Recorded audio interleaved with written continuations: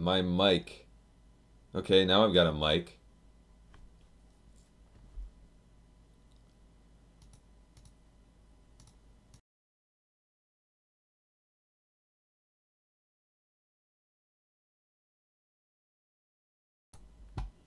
Good morning, everybody. There we go. What's up, Camel? Hey, Hendrik. Armand. Good morning, folks.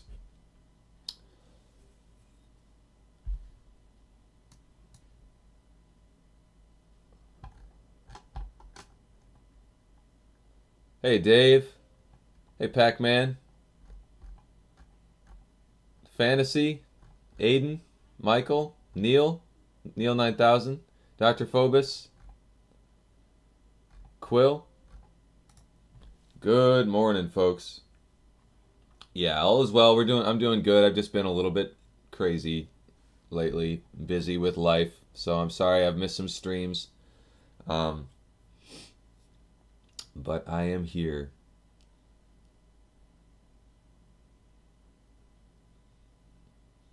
Hey, K-Money. Quad. Simon. Neil. What's going on, guys? I've missed you guys too. Zazu. Wayne.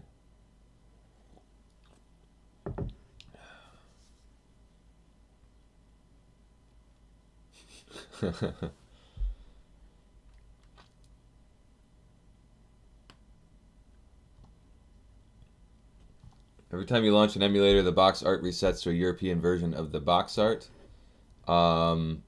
It's just refreshing the cache. Apparently your box art priorities are set to that European box art, I'm guessing. But you can just delete that image and that should stop happening from the game. Hey, Gene. Hey, Scott.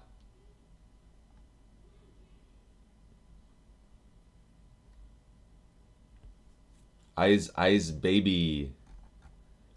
Must redo. License, please. You already bought a license, right? No, yeah, I'm not gonna just send out random licenses, sorry.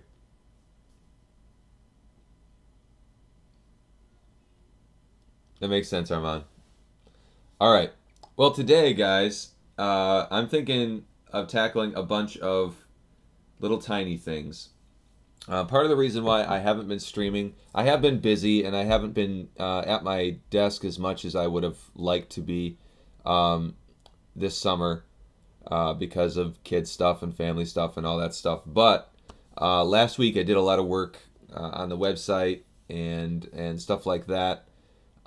We added support for Amazon payments, which is a big deal. And we're seeing pretty close to 50% of people who purchase licenses, they're using the new Amazon payment system, which means it's a success. It's a good thing to have because people trust Amazon, and so they feel better about doing it. So I've been working on the website some. I'm going to keep working on the website some this week as well. One of the things I would really like to do, and I'm not sure how feasible it's going to be. I did do quite a bit of app development last week as well with the alternate title stuff, and there's a new beta that came out late last week. Anyways, but back to the website, I would like to create a single sign-on between the games database, the forums, and the regular website. What that means is you sign into one account in one place, and it will automatically sign you into the rest. And one of the biggest advantages of doing that is that we can, the forums are going to know who's got a license. The forums are going to know who's a heavy contributor on the games database. The games database is going to know who's a heavy contributor on the forums. And we'll be able to do rewards and stuff like that combined between all those various things. So if you're a license owner, it should show up on the forums saying you're a license owner, so that everybody can see it, and it's just a way to brag, stuff like that. So I'm looking forward to doing that. I'm probably going to do some of that this week. But right now, what I wanted to tackle this morning, since I can't really work on website development because of the security issues, I'm thinking of going through. Monkus created this list of small things, and we've got a bunch of requests in here. Most of them aren't small at all, to be honest. It's not like I can just knock out a bunch of these really, really quick. But I was thinking of going through this list and maybe tackling some of these smaller things to see what we can do there. All right, let me catch up on comments.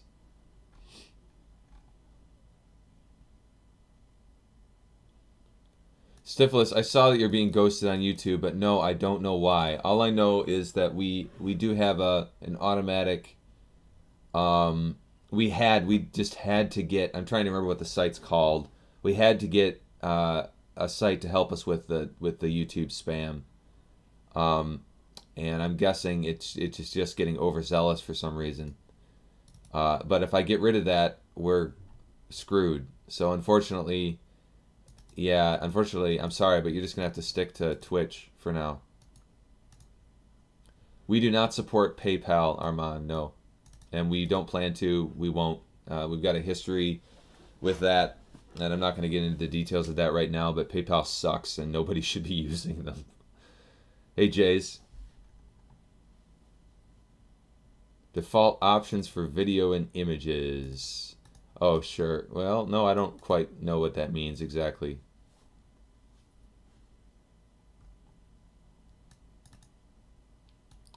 Thank you, Wicked Gamer Geek.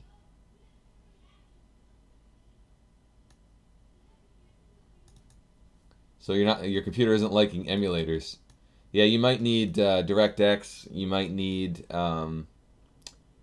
there's various libraries that you could be missing. It's probably DirectX though.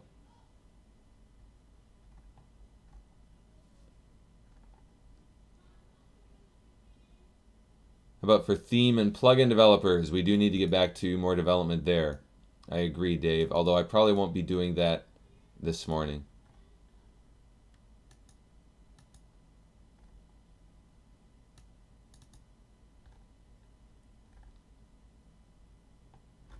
What's the problem, Hendrik? I missed that. Oh, I see. Yeah, okay, yeah. The missing files. It's probably DirectX. I never said you were spamming, Stivulus. I know. It just probably got overzealous. Yeah, PayPal is scum. And I tend to piss people off every time I start talking about it, so I'm not going to get into it. But yes, PayPal is one of the worst companies in the entire world.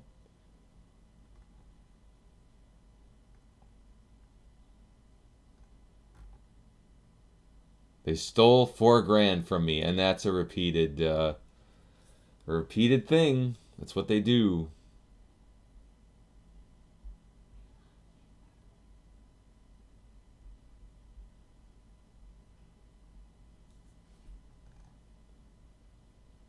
Oh, default, yeah, okay, sure. So default images for no artwork is available. Yeah, absolutely. I do want to add that. Yeah, never believe the naysayers until it happened to me. Exactly. Same deal. And that's what everybody should know, that you can't trust PayPal because they'll steal your money. And it's just, they're scum of the earth. They run their company like it's straight from hell. It's bad.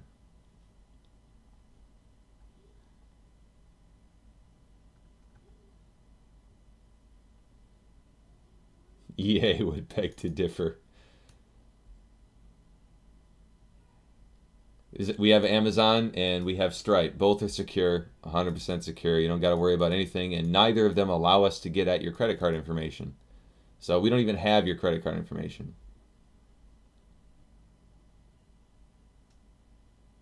Oh man, or PayPal. Yeah, Comcast very well might take the prize. I'm not going to argue with that one. Hey, Kevin. Yeah, never hold a PayPal balance. That's the thing. All right, so we need to pray, and then maybe we can get into this thread and see what we can work on today.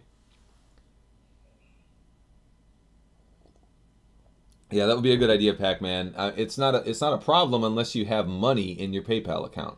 If you have money in your PayPal account, it's at risk. That's the gist. You never want to hold any money in your PayPal account because they can take it at any time for any reason.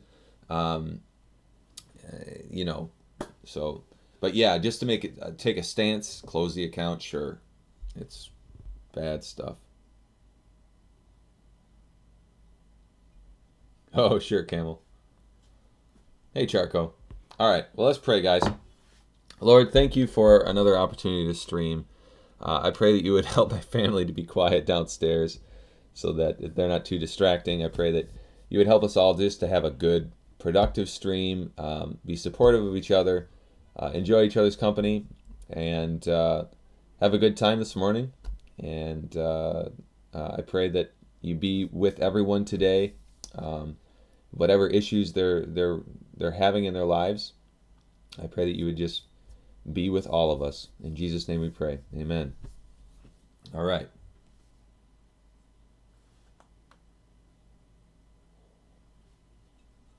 Do Bitcoin. Yeah.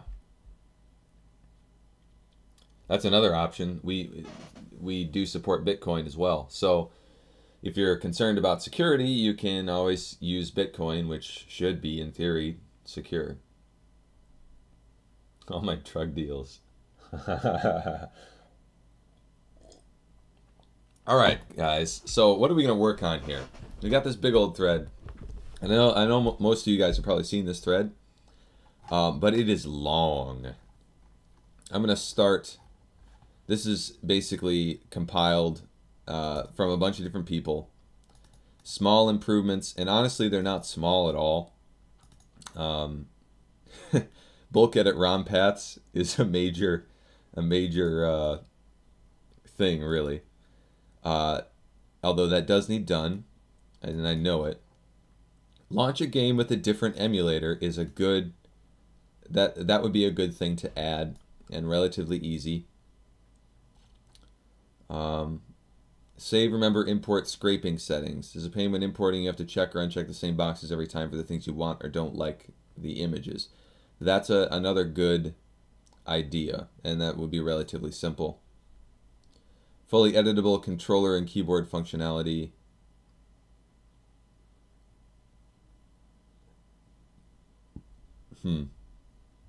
Map the mark as favorite to a key or joypad button rather than go to the details page and selecting it from there. Okay. So adding more keyboard shortcuts basically to Big Box. Import shortcut files for PC games without the need to choose an emulator when importing. Oh, sure. Yeah, this is importing Windows games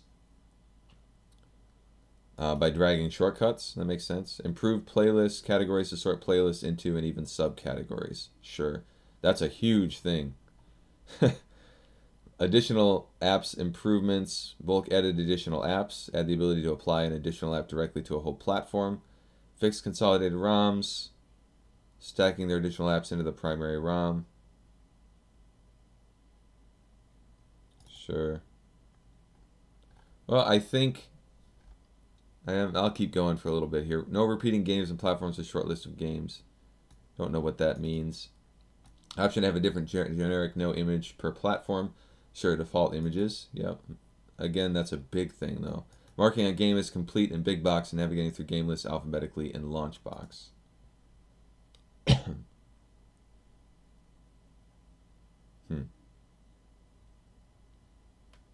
I get the first half of that. Option of only play videos once instead of looping. Gameplay and startup videos. Sure. Import game to current selected platform and save import settings. Platform's default emulator. Huh. LaunchBox the ability to right-click the images in the details info and delete them. Sure. A checkbox in the edit emulator box to hide the mouse cursor. Auto hotkey per platform and per game. Sure.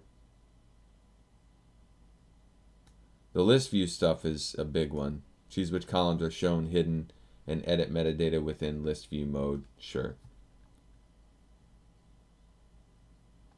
All right, well, let's stop there for now. Do we have any requests?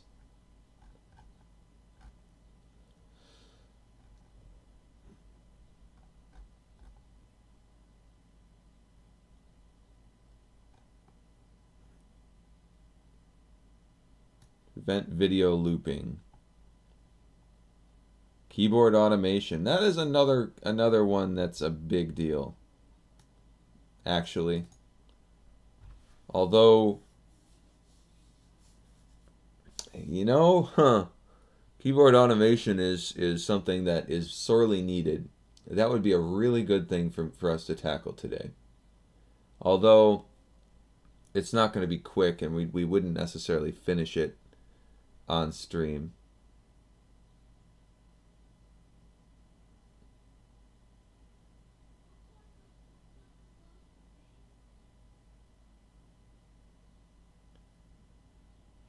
I want a way to run a command line with a different app before it launches. There should be a way to do that already. You run it before and you wait for exit.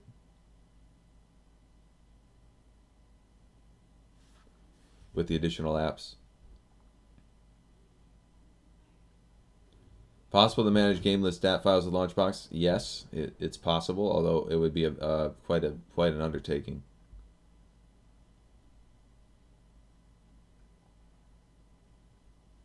Default image thing. Any news about the 3D backend? Vlancic is still working on that. Obviously, it's a major undertaking, and he has had some life issues come up, but he will be back on it this week.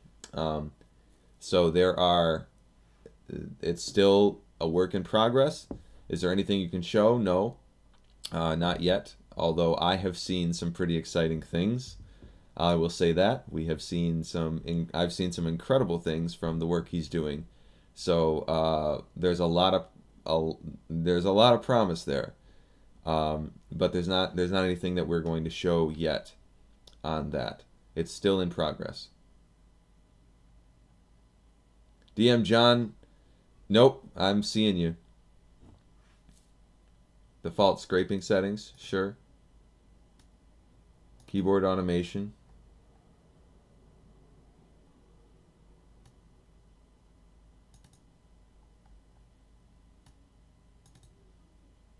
Being able to have MP3 music per platform to override video music, sure. All that already exists. It's just not per platform. Using the output file. Using the output file.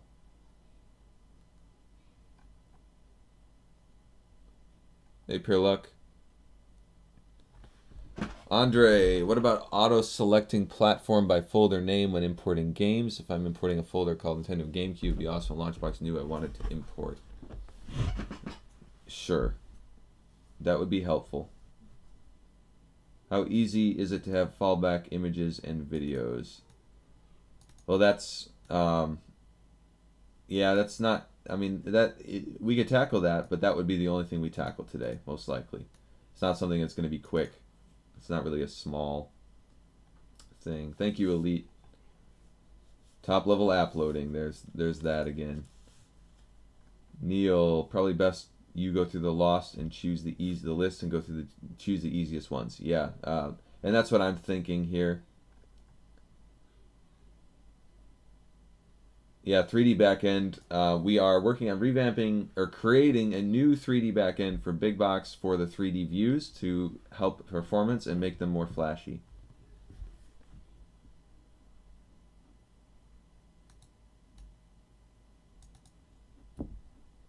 Think we could get the ability to play a vid when selecting a platform? You mean in LaunchBox? Obviously, you can already do that in Big Box.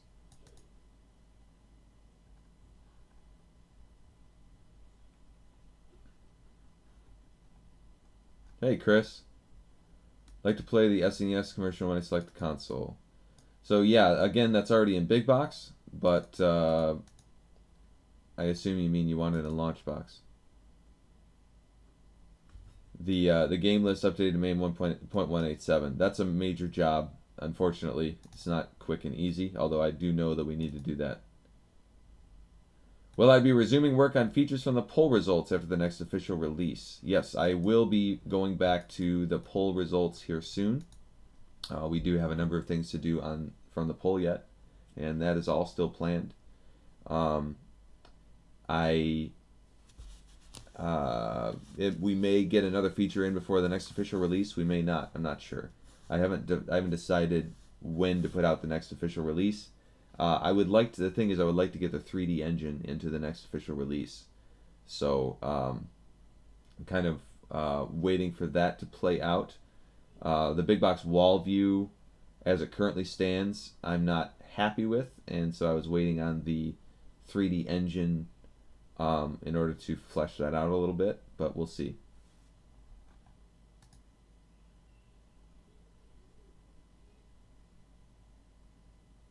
Sure. Okay. Well, we got a pretty broad coverage here for these requests. But yes, I need to tackle the ones that aren't going to take 3 years. Another thing that I could work on that it was on the poll that I'm kind of wanting to tackle here soon is the community star rating stuff. So basically, the star ratings in LaunchBox the star ratings don't come down from the games database, and they don't go up to the games database either. But it would be nice to be able to do that so that you can see what the community's ratings of various games are, and then compare that to your own personal ratings. So that's another thing that we could tackle today. But anyways, there's a bunch of stuff. There's always a million things we can work on. But I think maybe launch game with a different emulator would be a good place to start. So let's see what we can do there. I'm not sure what kind of state I'm in, so I'm going to go ahead and rebuild here first.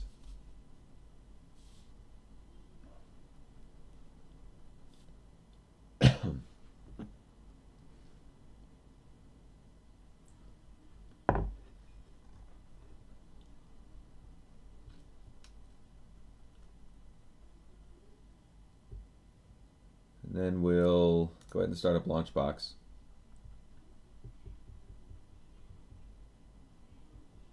Community ratings would be awesome. I agree. I've been excited about that one. And that ties in a little bit to the stuff I wanted to do with the accounts, to merge the accounts for the forums and the games database and the regular website. Love the ability to download themes and start bits through Big Box. Yeah, absolutely. I would love that too. All right. So basically, if we go to, for example, NES, and my cache is all messed up right now. But it would be nice to be able to play a particular game with a particular emulator. So really what we need is something that says open with and lets you pick an emulator is what we need here, which isn't that much work. So I think that's feasible.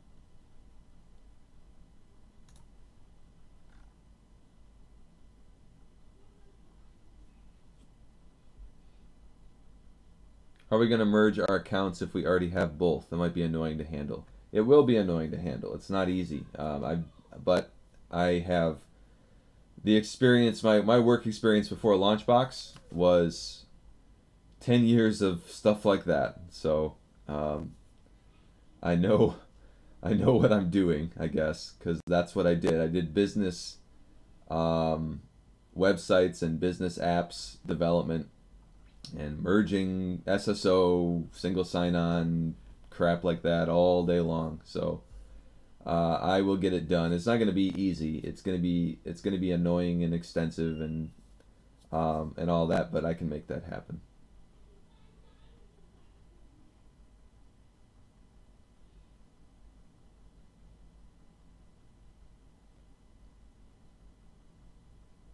Would be awesome to get an embedded theme preview in lower quality. Here in Australia, it takes ages to open one preview. Embedded theme preview. Oh, you mean the video previews? Sure. Hey, Temp.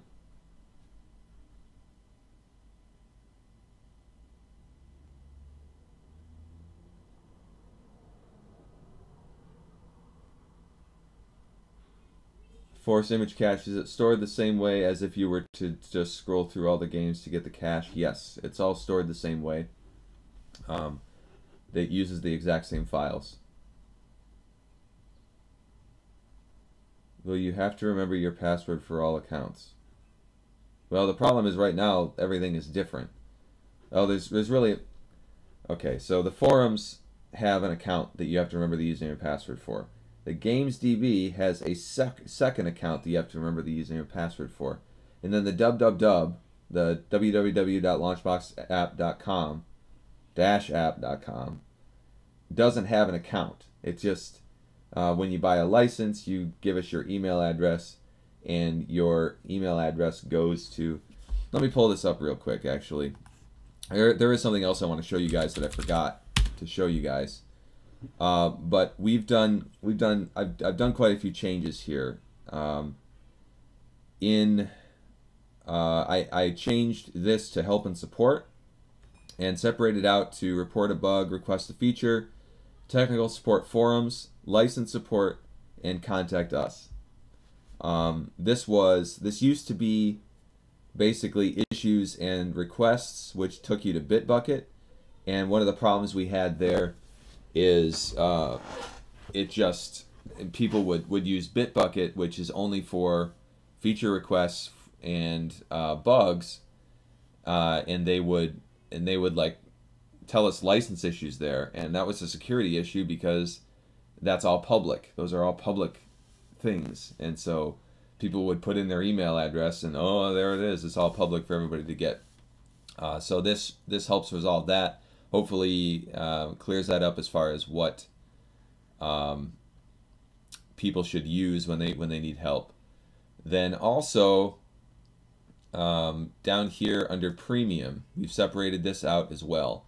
Obviously, we have the Get Premium page, and we've added I've revamped the Renew or Upgrade License page, and actually, if you go down, we have Amazon Pay here as well for the license purchases. And then we have Renew or Upgrade License. This has been revamped a little. So this is where you go to renew your license. And then I added Lost Your License, and this is kind of important. So all you got to do, if you have a license, if you purchased a license but you don't have the file anymore, all you got to do is type in your email, hit the little Pac-Man button, and it'll automatically resend your license. A lot of the support emails we get are, I lost my license. So that should help with that. But right now, the www does not have an account for any reason. So licenses aren't really attached to an account.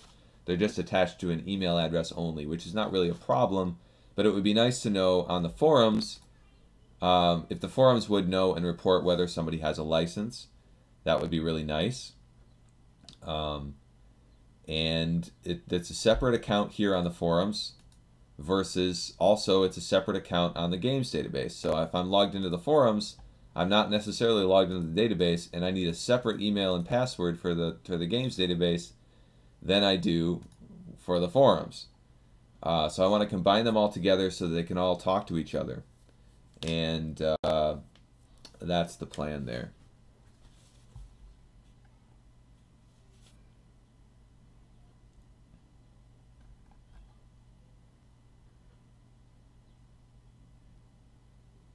Embedded YouTube player would be cool, although it's not very feasible, to be honest. Me too, Camel. I use 1Password for everything. I like that button too, yeah. Agreed. And that is why you should keep an extra copy of your license. Well, and the thing is, we send an email out with a license attached. So if you keep your emails, you should always have it, but not everybody does that apparently. Good to know, DM John. Thank you. Single sign-on would be awesome. Thank you, Scott. Yeah, and that's I'm really hoping to get that done. Although it is a multi-step process to get that done. So I'm not sure how soon that's going to happen, but that is definitely in the plans. What themes am I rocking on my cab and PC? So the City Hunter theme has been a mainstay for me, but also Nosh on This theme is a big one for me as well. Those are my two favorites, and of course I've also used extensively used Critical Sid's Critical Zone theme as well, which is the theme that City Hunter is based on. So those are my big three, I suppose. Right now I'm just going back and forth between City Hunter and Nosh on This.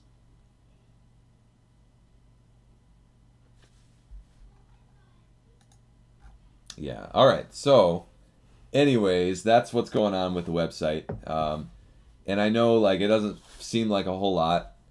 So last week I worked on the website, all that stuff on the website, and then I also worked on a lot of our backend reporting stuff so that we can figure out what's going on a little bit better. I added the Amazon payments, and so I had a lot of backend work to do there. And then also I did a significant amount of work with the alternate titles as well, which nobody gets really that excited about, but on imports and consolidations with the latest beta that I put out last week, they are finally using alternate titles, and that was a royal pain in the butt. It took me like 3 days. So I'm not sitting on my hands here, guys. I've been getting quite a bit of development done. Even though I didn't stream last week, but it's good that I'm past that stuff so that I can get back into a little bit of development here. Anyways,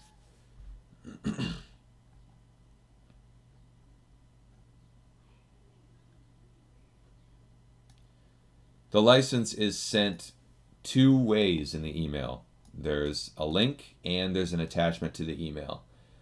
We do both because some people don't get the attachments because their emails suck. so there's that.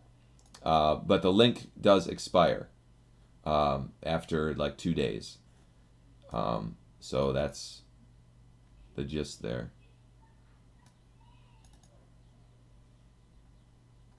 Big Flicks does look amazing. I have been watching that one, but not recently. I'm not sure where it's at right now. Some way to within Big Box to alert users you are hosting a NetPlay game. Maybe it can tie it to a forum section for that. Thank you, Quill. Good to hear. I assume that's working well for you then, Quill, because I haven't gotten a whole lot of feedback on that yet.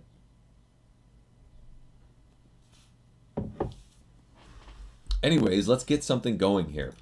I want to add the ability to open with or play with. So let's go into the main form.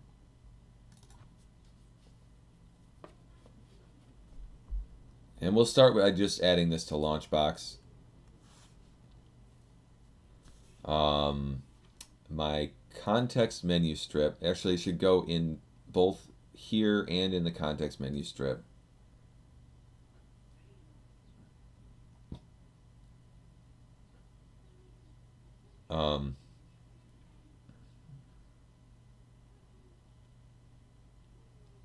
Trying to think where to put it. I think we should just put it under configure maybe.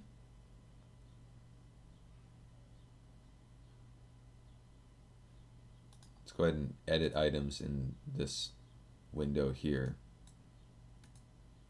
So we're going to add, move it up Tool strip menu item 1. We're going to rename this to, what do we call it? Do we call it play with? Which has connotations.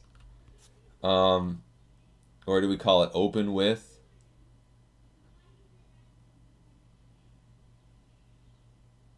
I'm just going to call it open with. And the text is going to be open with.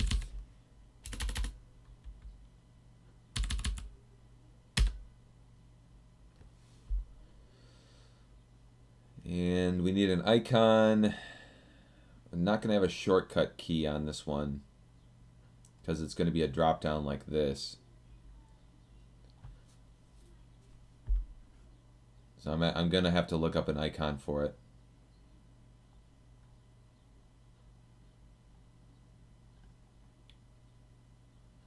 Open with, launch with.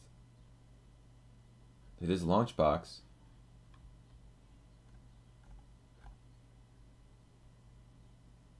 Yeah, we'll call it launch with. I'm with you guys. Launch with is better.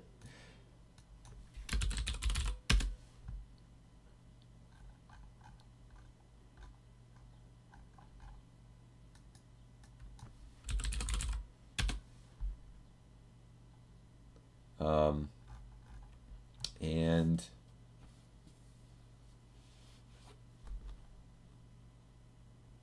I'm going to set it to disabled by default. We still need an image.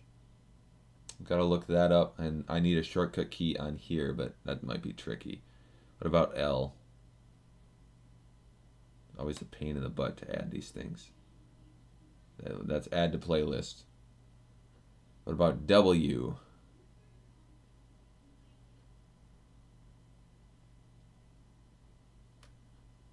Looks like W is safe. Good.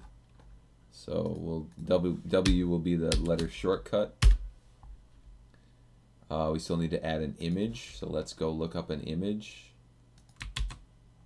Hopefully I still have my Fugue icon set here. We'll see.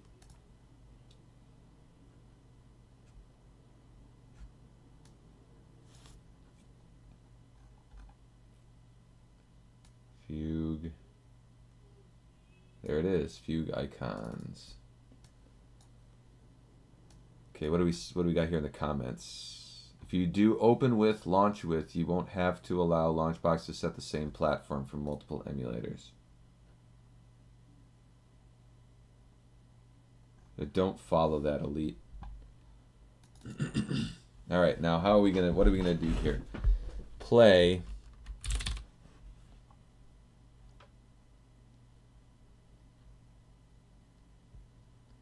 Interesting.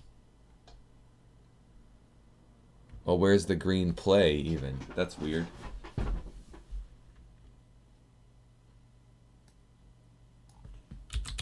Launch.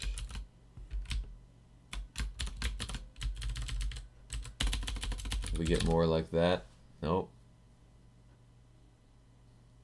Surprised there's no, I mean, where's that green arrow?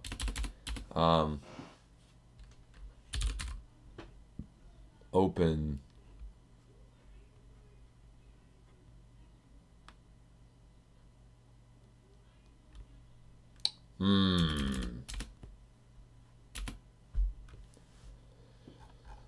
Well, let's just do some exploring, I guess.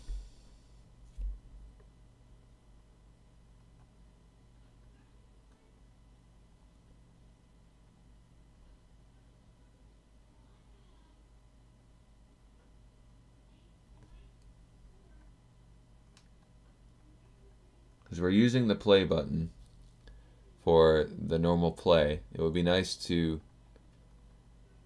we don't need to use that anything similar to that though, really. I mean, it's not a big deal. It just needs something that makes sense.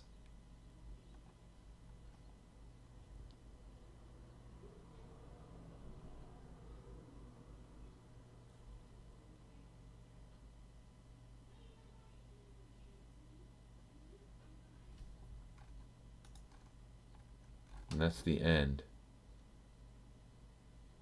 Control. What the heck? That's not control, that's play. But we have... Why is it blue? That's weird. No wonder I couldn't search for play, though. I don't know where the green one is, though. I swear everything is from this set. Anyways. I'm just hoping something's going to catch my eye here. This is a pain in the butt.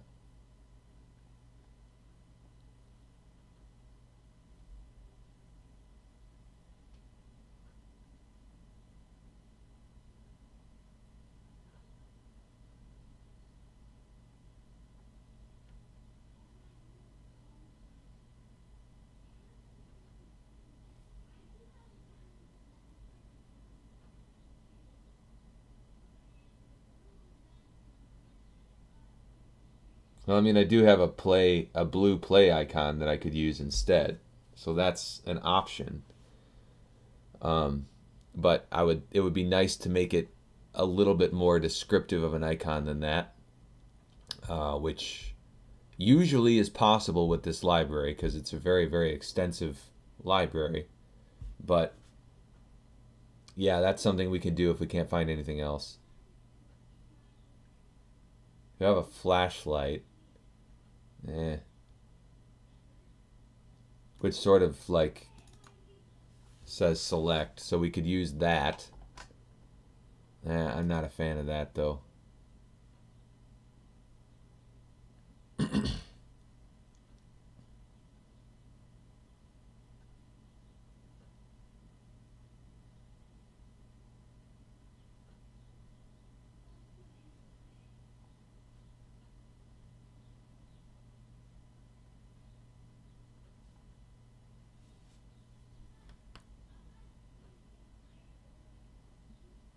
What about the folder or the open icons again?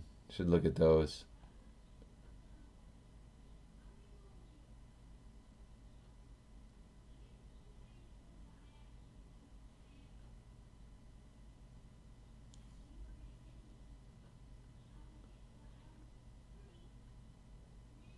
I don't want to spend all day doing this.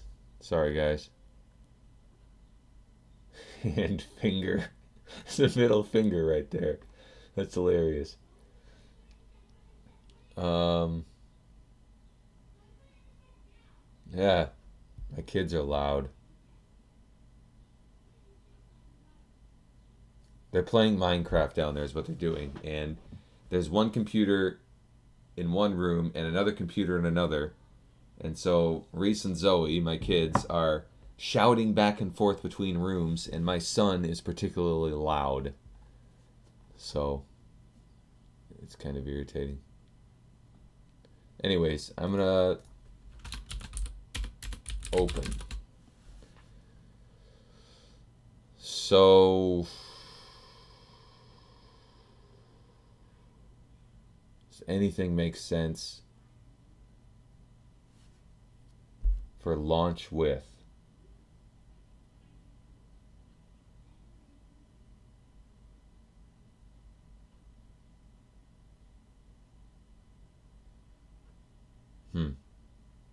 I mean, I could just use the standard folder open thing, although that's not ideal.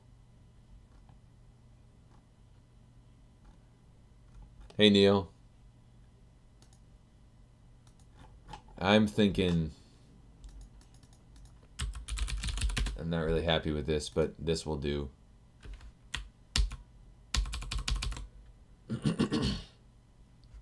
I suppose. Let's look through this one more time, though. Huh, this is interesting.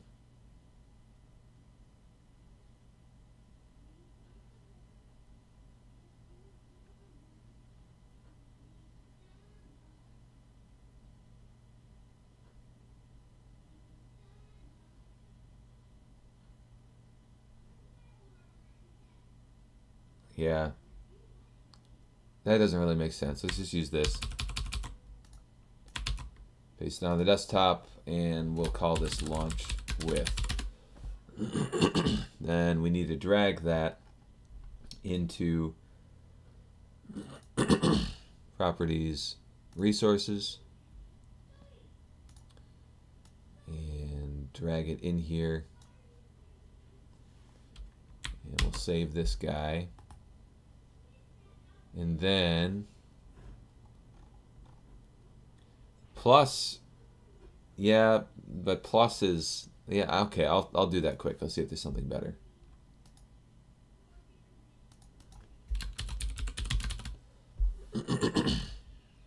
There's going to be a bunch of stuff in here, and it's all going to be everything with a plus sign on it. And plus isn't really what I want, I don't think.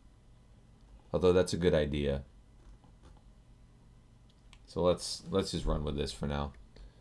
And back here, my context menu strip, the icon now, or the image, is going to be launch with. Oh, see, it's even a different shape. Darn it. I thought it was the same icon, but apparently it isn't. Well, that stinks. That looks bad.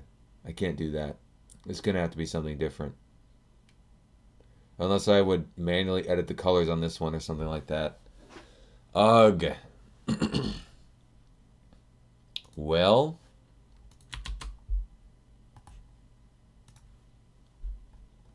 Back to the drawing board.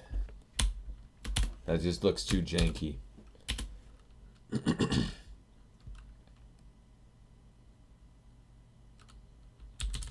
Launch didn't give us anything.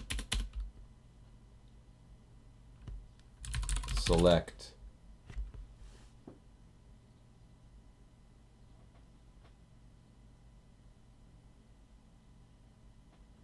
Could do one of these node selection things, but I think I'm using those elsewhere.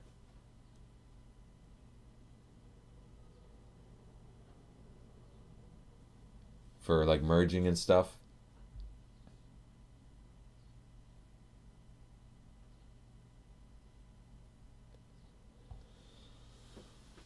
Paper airplane. That's not a bad idea.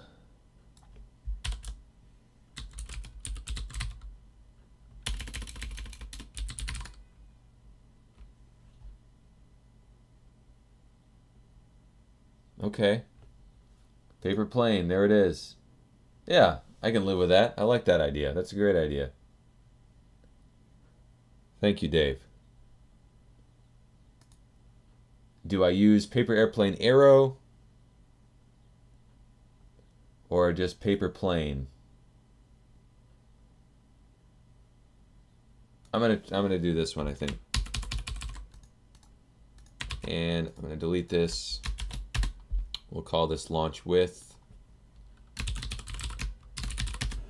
And all I'm going to do is go into resources here, open that folder. And we'll overwrite the one that's in there. Now, main form should hopefully show that one. Yeah, see, that looks good. I like that. Perfect. All right, so we also need to add this to the game menu as well. So let's do that. I'm going to add another one, move it up. We'll call this launch with. You know what, though? I have to rename this launch with context because I can't have two that are the same name. And then we're going to game and edit again. Where is it? Edit drop-down items. Add.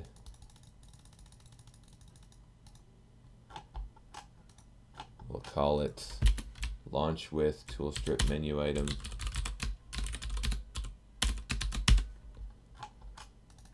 And launch. Was it W I used, I think? With. Hopefully W still works. Looks like it. Yep. And the image is launch with. Okay, we're going to mark it as disabled by default. Okay. And we're going to save.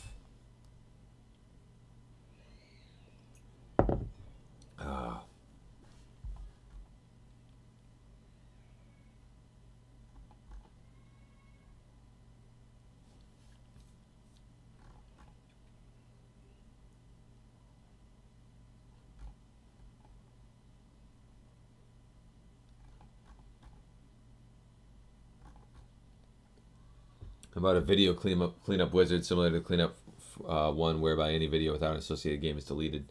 That would be a good idea to add to Charco, but that's going to be fairly involved as well. So I'm not going to rush into that one today, but I agree that, yeah, we need something like that. So launch with. These should only be enabled when we're doing emulation, when it's an emulated game, and it needs to list anything, all the emulators that are potentially associated with that, with the game's platform.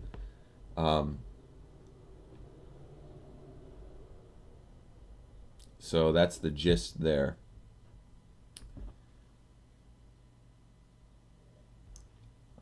And we have to populate the list of emulators. So we got to figure that out. In the code, man, screaming going on downstairs. All right. What is this? Set no selected game state, or really is this opening on the context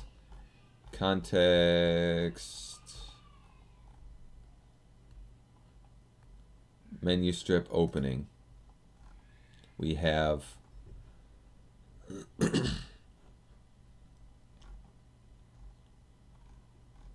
a bunch of stuff going on. So this would be a good place to do it based on the selected game.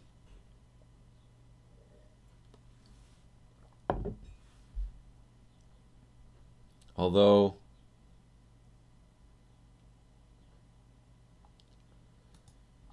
I think rather than do it there, I'm going to go into set no selected game state. I'm just going to add this dot launch with context tool strip menu item dot enabled equals this dot launch with tool strip menu item dot enabled equals false, because there's nothing selected. And we also need that same thing for set multiple selected. There's set one, which we're going to have to put some extra code in for that.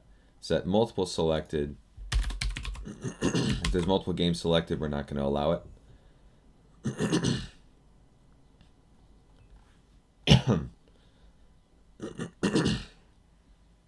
And then set one selected game state.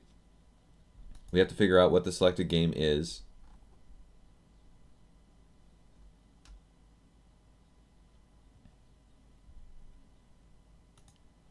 We have game.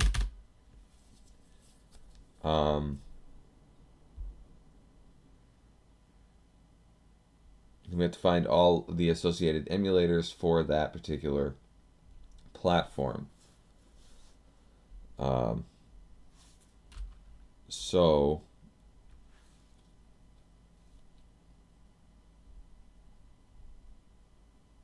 we're going to have to get the platform first.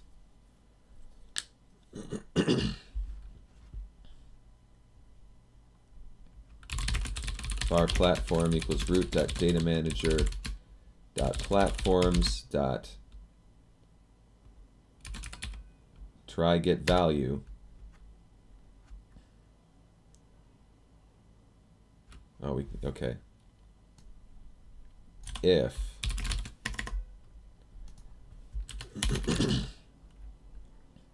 the game.platform out platform. So we have a platform, and platform dot is emulated.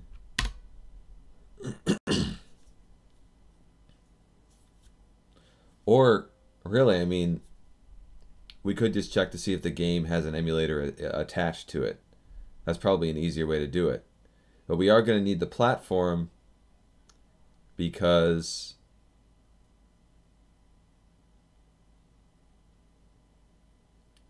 the platform is what we're going to use to find all the associated emulators. But we don't really need the actual platform object, come to think of it. So let's change this up, and let's check to see game.emulator ID. So if string.is null or empty, game.emulator ID, then obviously they're not going to be enabled. Else, we have to list out the emulators based on the platform, and we're gonna be I need to look up what the best way to do that is. So let me pull this up for a second here.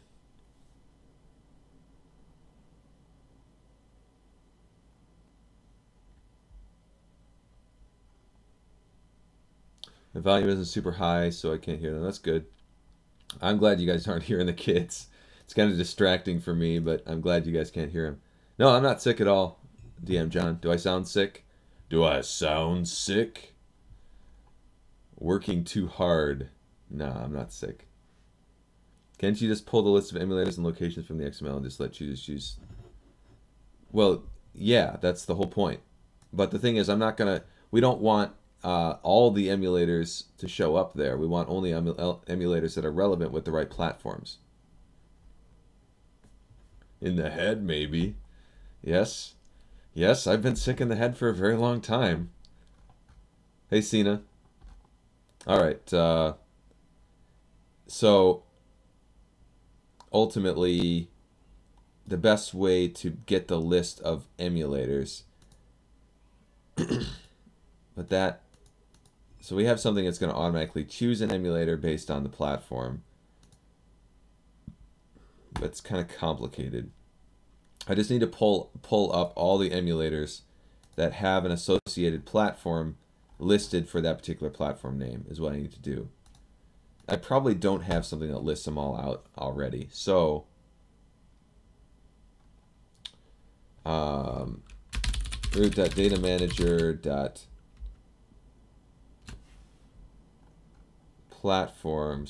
emulators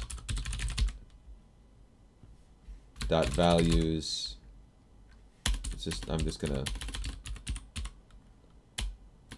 come on.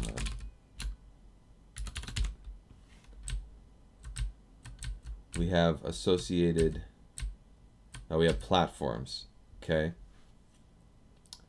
And so all I'm going to do is var emulators equals root.datamanager.emulators.values dot where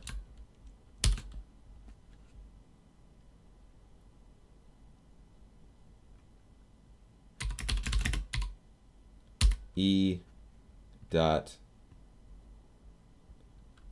platforms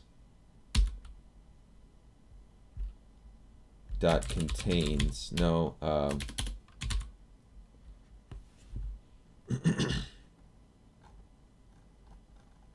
it's just a list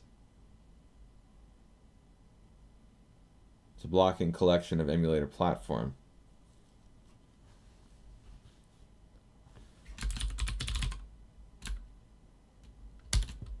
Contains EP dot. Is this not legit for contains? Probably not.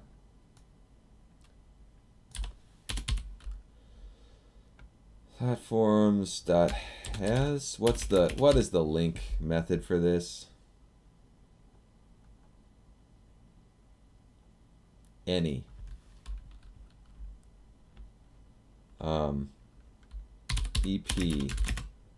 EP dot platform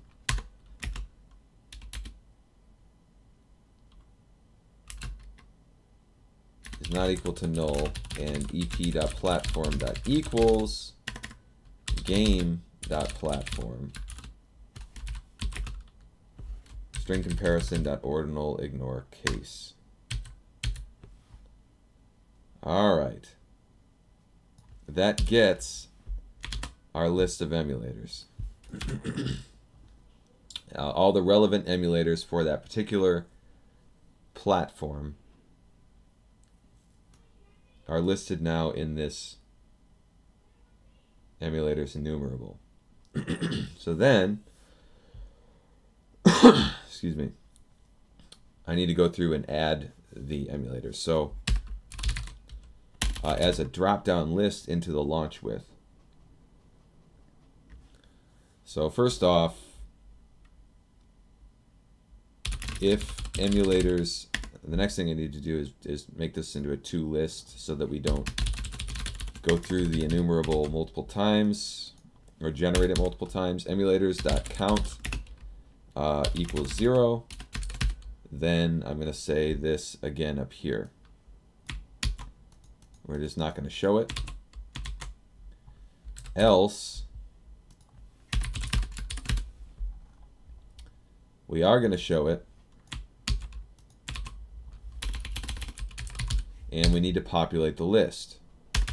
So for each var emulator in emulators, I need this dot launch with context toolstrip menu item dot drop down items dot add. We have text image event handler. We'll change this up later, but for right now I'm just going to do text emulator dot name. No, emulator dot title. And we need to do the same thing with launch with without the context. Okay, I think that will at least let them show up for us. So let's go ahead and build this and we'll see what we get here.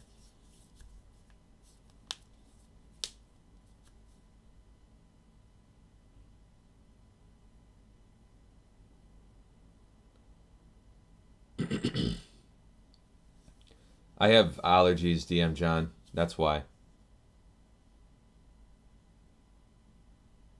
Hey, Larry. Yep.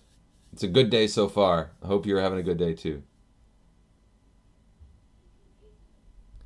Cena fan, do I remember you?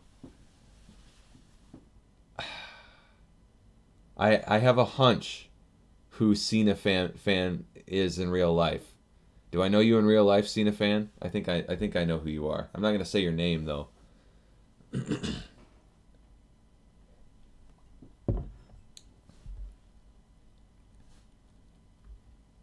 Okay. We are built. Let's go ahead and give it a start.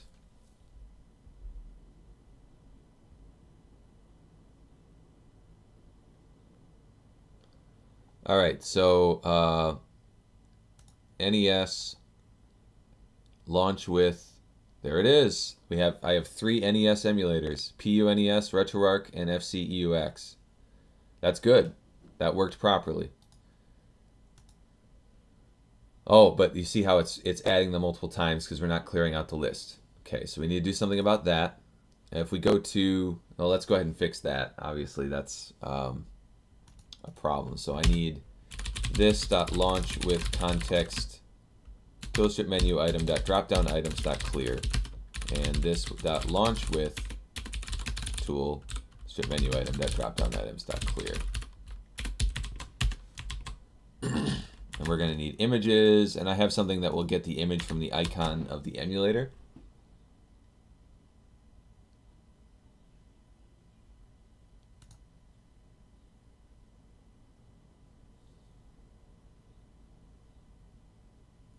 I definitely remember you, Cena fan. Of course I do.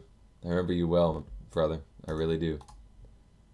I'm still not going to say who you are, but I know exactly who you are.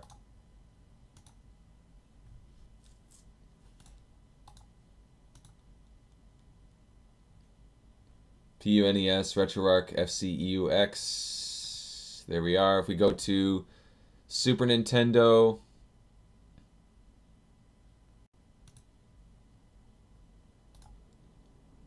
launch with RetroArch Huygen SNES 9X. There we are. Beautiful.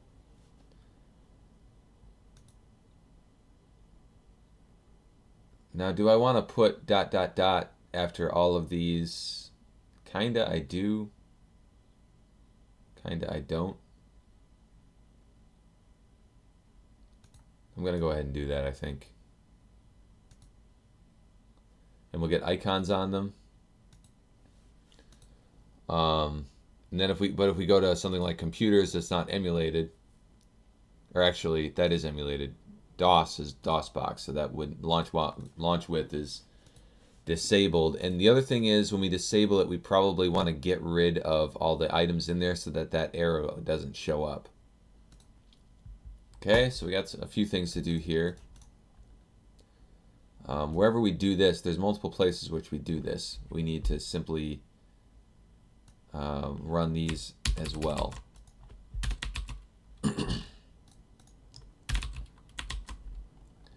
And set no selected game state.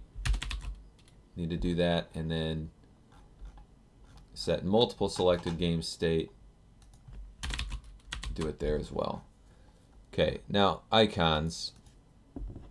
Oh, we wanted to add the ... I'm just gonna cheat and do it that way, even though that's not really the proper way to do it. I don't care. So we're good to go there.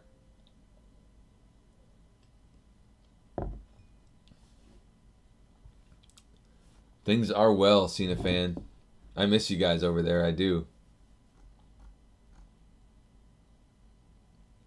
Deli, hey, what's up? All right. Our emulator in emulators. So the next thing I need to do is get the images, and I have something to do that, and that is done to pull the image from the icon. I just need to look up how I do that code. I do that from the additional apps. Do that, that's right. So, I don't know why that's even in there. I want to delete that.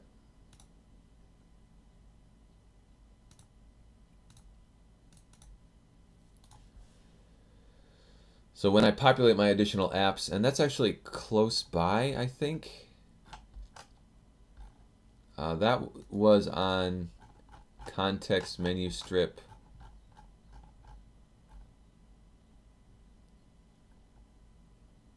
Opening. There it is. Additional application.get icon image, which isn't going to work.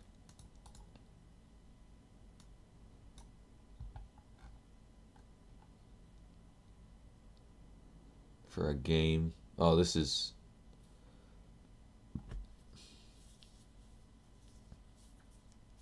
So we have file helper.get small icon from file application path.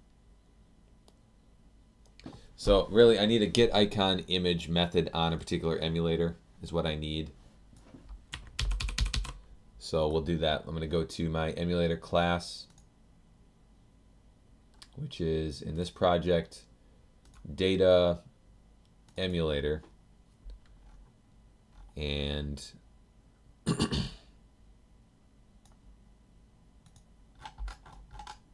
we'll add a method called get icon image.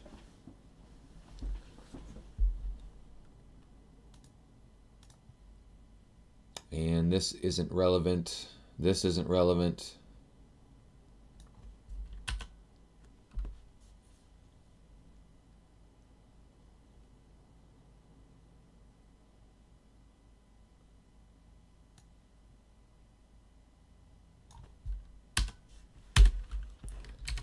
If string.is null or empty, and actually this game is not relevant here either.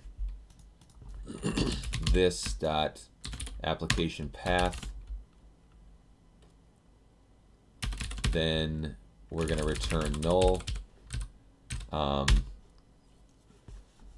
So if it's null or empty or not file.exists, oh come on, file, yes, system.io.file .exists, this .application path, then we're going to return null. Otherwise, we know it exists, and the icon is FileHelper.getSmallIcon from file, this .application path. There we go. That's all we need.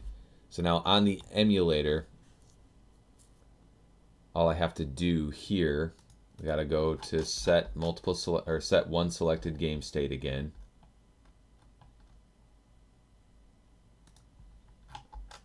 Scroll down. All I got to do is, there's a way to add an image here as well. Oh, come on. Yeah, image. So it's simply emulator.getIconImage. And in theory, it'll pull the icon from the emulator and put it in the app. Let's give that a shot.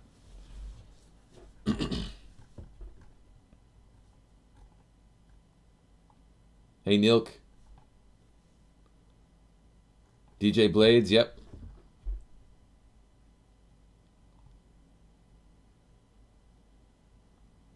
Fixing small things, sort of. Adding small things, I guess.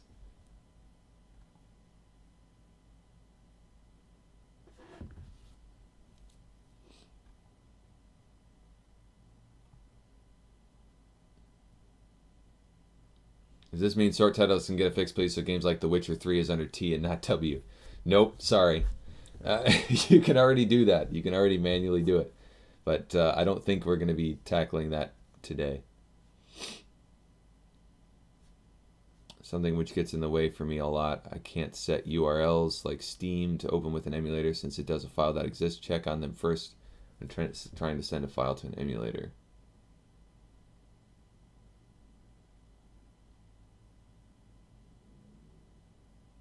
Why would you set a URL to open with an emulator?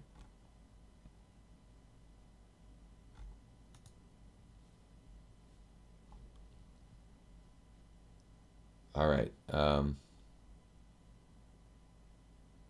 we're built. Let's give this a shot. It's still not going to launch anything, but it will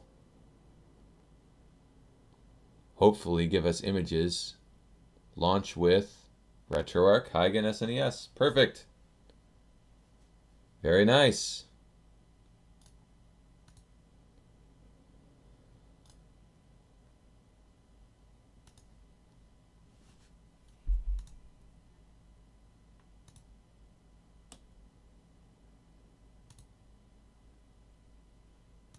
I need to look at performance for this, though, as well, and make sure it's not negatively affecting performance too much. UNES, RetroArch, FCEUX. Yeah, we're in good shape here. And under computers, if we go, say, Windows, Launch with is disabled. We don't get the arrow. Good. DOS. Same deal. Let's do something interesting. Jaguar. Only RetroArch. Sega Genesis. Only RetroArch. Nintendo 64. RetroArch or Project 64. Good. So we're in good shape here with populating them. Oh, we also need to check the game menu. I haven't been checking on that, but what the heck? Oh, I remember that. I got to do something special with that, don't I? Okay, well, I'm glad I checked. I got to look into that. I don't know why I have to do that. It's really stupid. But I remember that being an issue. The black on the dark. Let's... Yep. Oh, well, nothing was selected. Okay.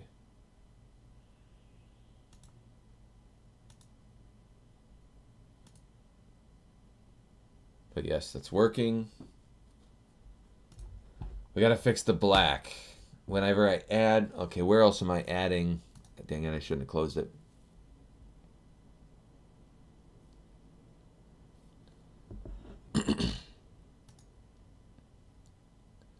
So, additional applications. No, that's not.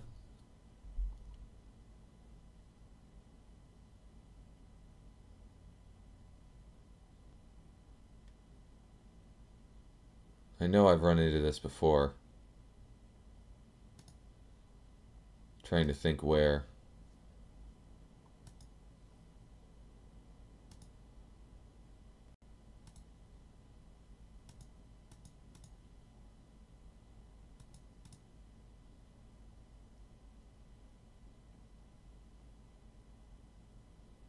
Oh, this. Scan for added ROMs. Or no, I'm just changing the title, so that's not a thing. Maybe it is, though.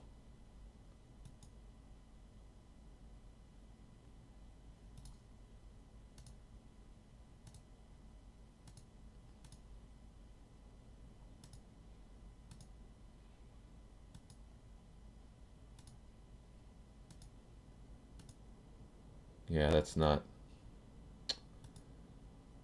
Well,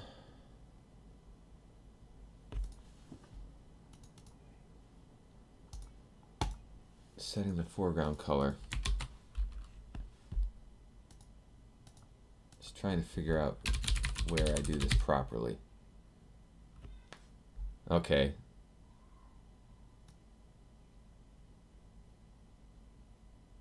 All right, well, this tells us right here.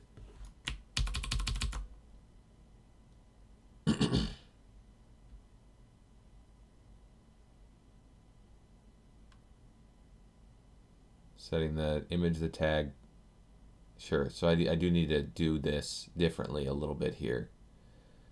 Because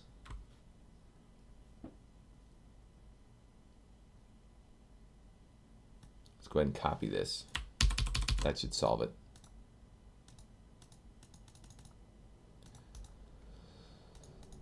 So here we go. Var item. It's emulator dot title plus dot dot dot, and item dot click equals. We're gonna need to do a new method here.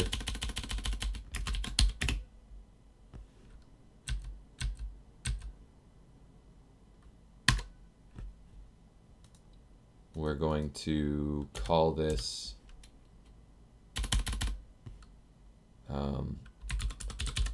emulator, launch with emulator on click.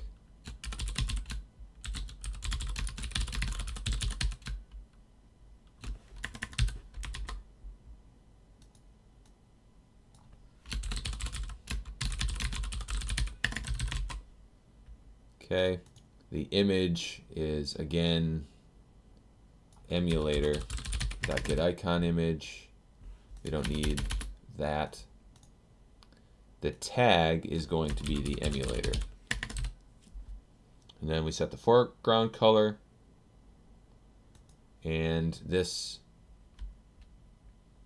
.launch with drop-down-items.add item. Now we need to do it again for the other item. I don't think we can add the same item to both, so I need to do another one. And then we add item 2 here.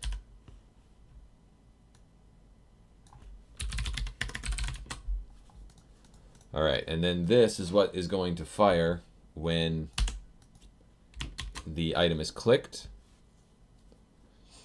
And we have the emulator. We're going to need the game, though, as well. So we need to get the game, and we need to get the emulator. Let's catch up on some comments here.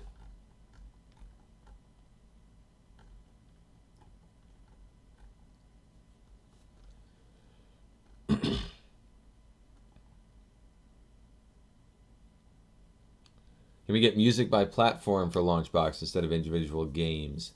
That is something that is definitely planned. That actually came up earlier in the stream as well. So maybe that's a higher priority request than it seems. Maybe we can put that on the next poll. So yes, eventually that will be coming. Although right now it's probably not a super high priority. Steam already opens a URL anyway. I want to put my middleware in there instead. I see. Okay. I get you, Neilk.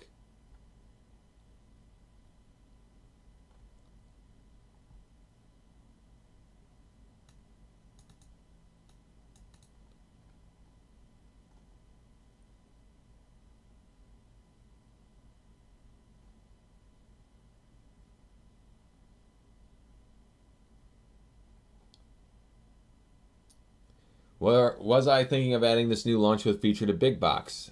Yes, I know we need to add it to Big Box. I'm not sure if we're going to get that in there today or not. That probably will be up to you guys, because this will be done here soon, and then we could either move on to something else or we could add it to Big Box.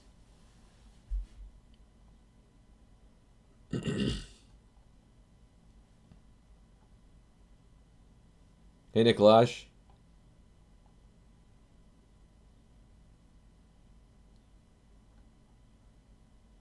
Server rack in your living room bolted to the floor. That's ridiculous. That's gonna be a loud living room. Hey, media. Hey, EA. That's hilarious.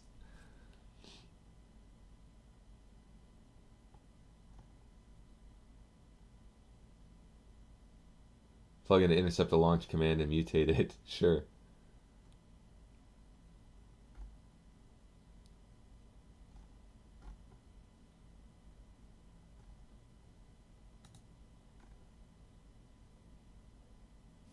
Sweet. All right. So we're going to build and confirm that that issue is fixed, and then we will get launching actually working here. Although we're going to need the game still. I forgot about that. That's what was the issue. So we select an N64 game. We go to game, launch with. Yeah, we have that colored correctly now. And the same. Oh, crap. Darn it. So we don't want to do that for both. We only want to do it for one. That's right. Pain in the butt.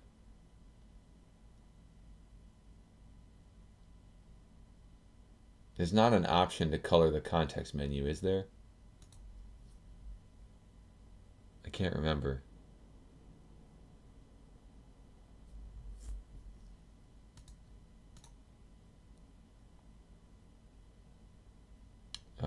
Theme, fonts, colors, features, colorized game divider, colorized game selections, game details, pop-up, background fade. Okay, yeah, so this pop-up menu can't be colored like this. All right. Not that I mean, it really doesn't matter that much. So this is going to the one that the context one shouldn't be changed. The foreground color shouldn't be changed on the context one. It should only be changed on the menu.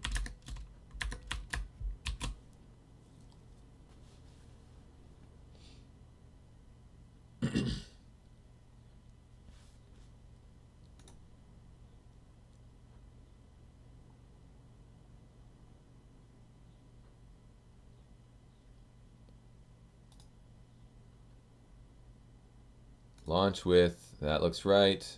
Launch with, that looks right. Okay, we're in good shape there. Lastly, we just have to make launching actually work. But we need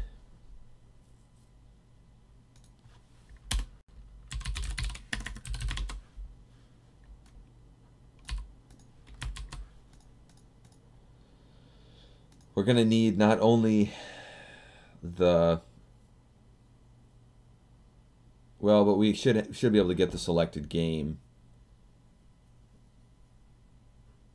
without a problem. We have the emulator via the tag.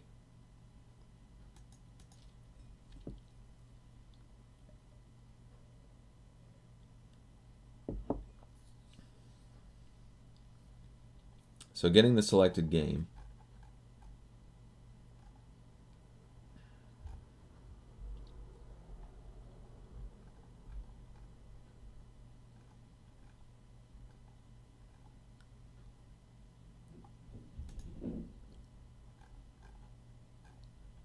Oh, it's fed in here. Okay.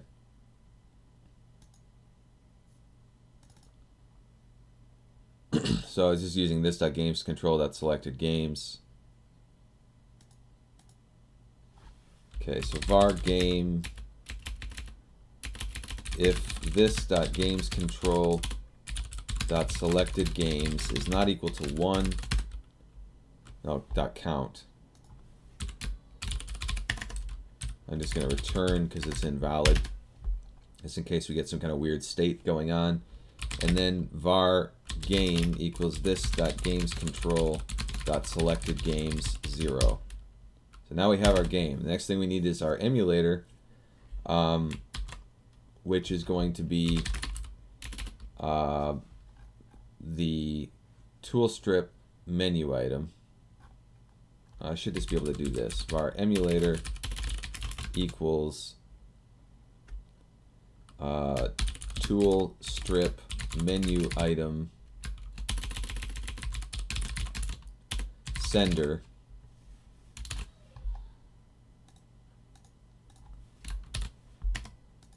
dot tag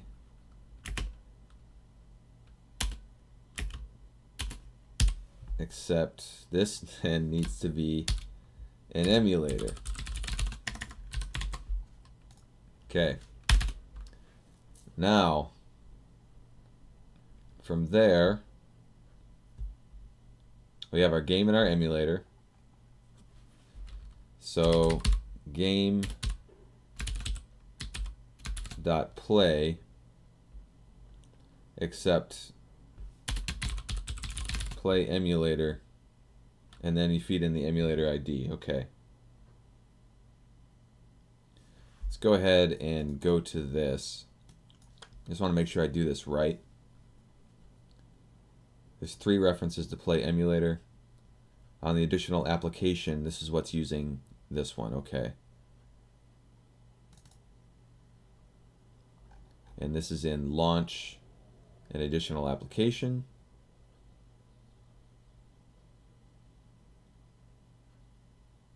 This is only for emulation. So I think all we're going to need is this.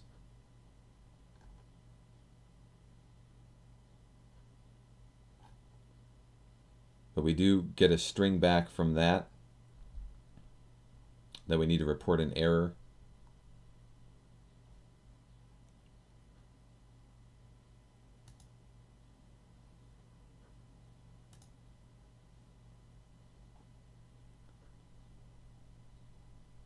Let's check the code for play.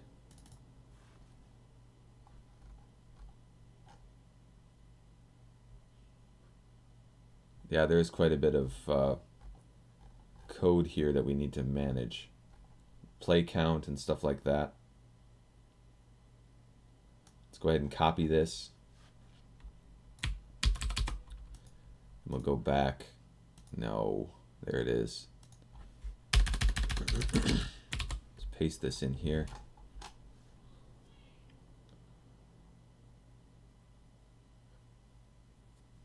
Go ahead and move this to here.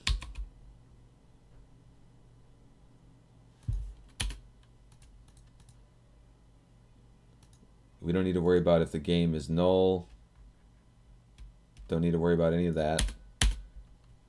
Unless the emulator application path.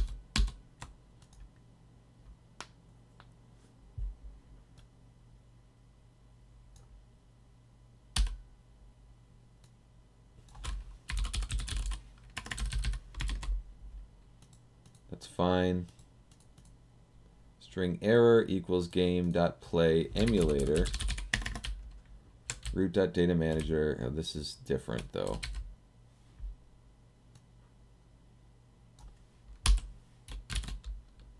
Root.data manager. The ROM path. We're not feeding in the game, so this is going to be game.application path. And the emulator ID is going to be emulator.id. Now, if not string that is null or empty error, we show the error. Reload if needed. You get the game, we populate the games. Game equals null.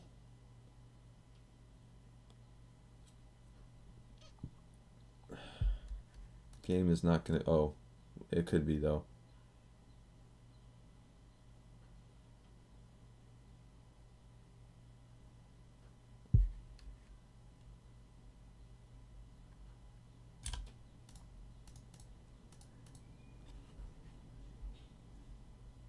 So we're setting last played on the app. We need to, instead of doing that, what we need to do is do it on the game. We need to say game.lastPlayed equals datetime.now and game.playCount plus plus. Oh, it was already down there, I see. We refresh the game image 4 seconds later in another thread. Okay, in theory, that's it. Let's build it, give it a test.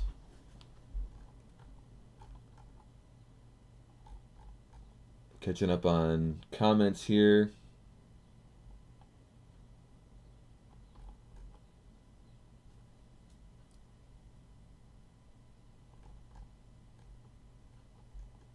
Now you guys have been going to town. All right. Is there a keyboard key associated with favorites? Honestly, I don't remember. Crawl. So I was importing some ROMs and checked force using main metadata. Went from having a single arcade category for my games to almost a dozen categories. Any way to undo this without too much pain? Just basically, you're going to be deleting playlists, ultimately. So yeah, just go in and delete the playlists in LaunchBox. It's just added a bunch of playlists, and that's really all you need to do. Then maybe delete all the games in the arcade platform or wherever, whatever platform you added. I'm not sure.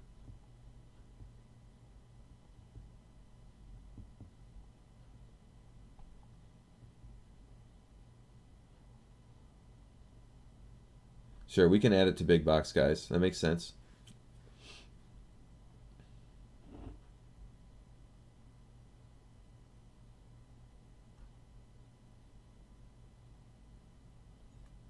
I'm glad you don't have any problems anymore, media, downloading the software. I think we fixed a bunch of that stuff. Does not say in the game details if a game is part of the playlist. Sure, that makes sense.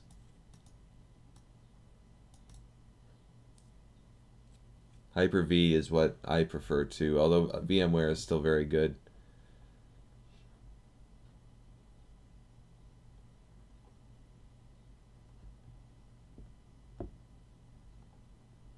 Yeah, Hyper-V is Windows. It's Microsoft's tech, based on virtual PC technology from a long time ago, except it's heavily improved.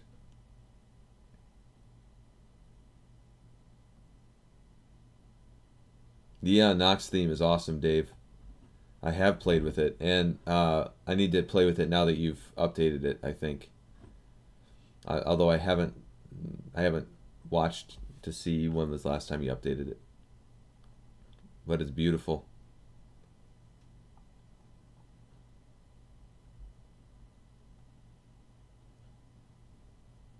Take it easy, Nicholas.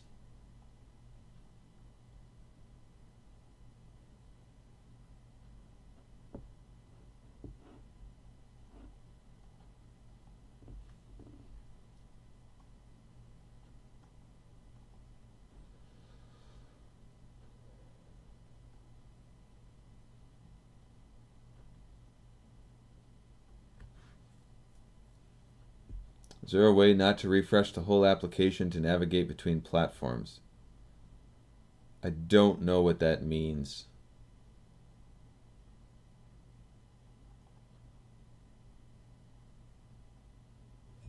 Is big box performance somewhat of a priority for the next release? It absolutely is. We're working on a 3D on a new 3D engine for big box to address some of the biggest performance issues, and that has to do with cover flow and the 3D stuff. So yes, I would say that is a heavy focus for the next release. Sure, Crawl.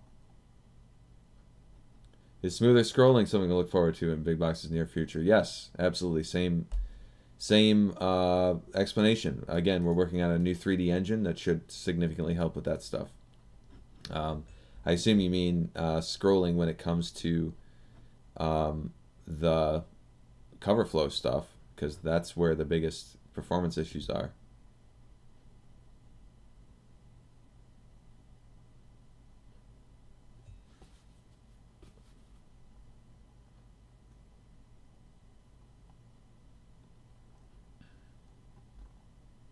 Hey, Ali, we're working on launch with, so that you can launch a game with any emulator.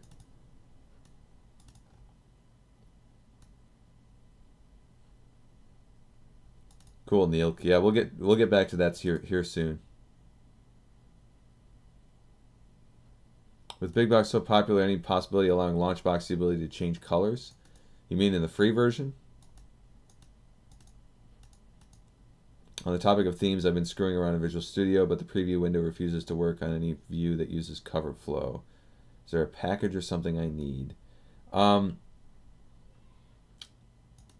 It's been difficult with that.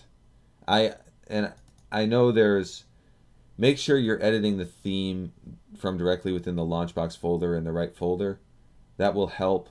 But there's a bunch of different issues we've run into with that, to be honest. And it certainly, the preview window is less useful than you think it is. To be honest, though I get it, it's annoying. I need to get back to that. There should be a way to fix it, but it's just difficult because it varies depending on the system.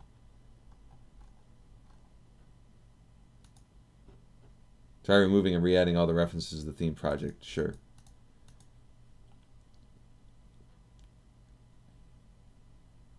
July 4th. Yeah, I haven't played with it probably since July 4th, Dave.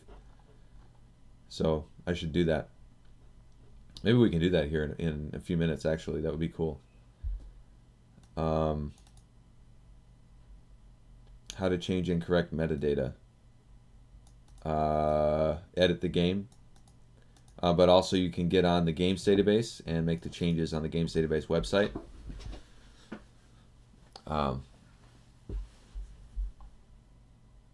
The solution file, DJ.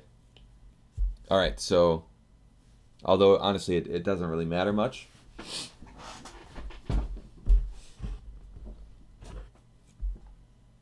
just edit the game media.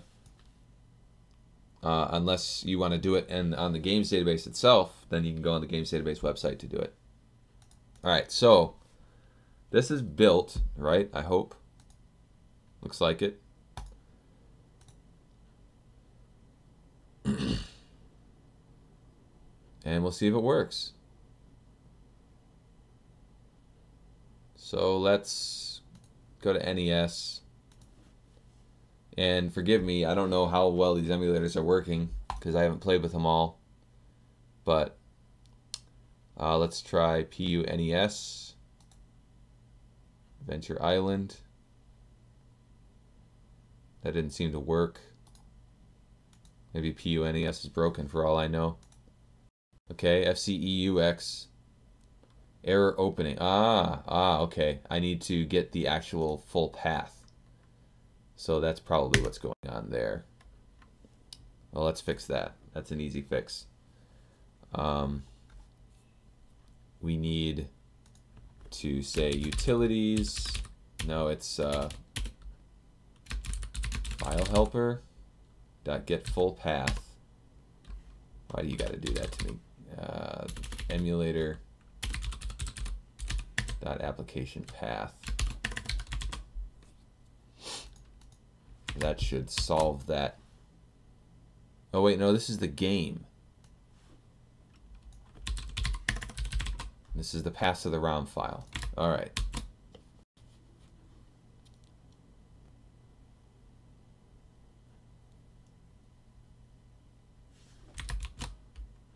Oh, crap, it was running, so now I gotta rebuild it.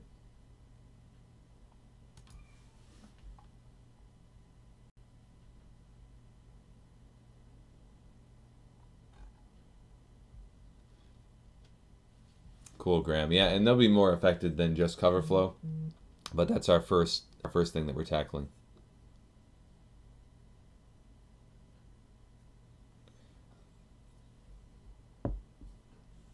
Crawl. It's just a matter of. I'll show you in a second here once I've run LaunchBox. Okay, we're built.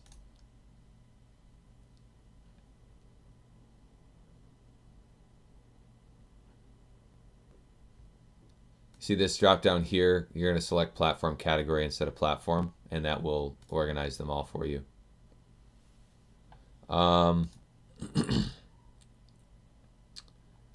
Here we go. Launch with FCEUX.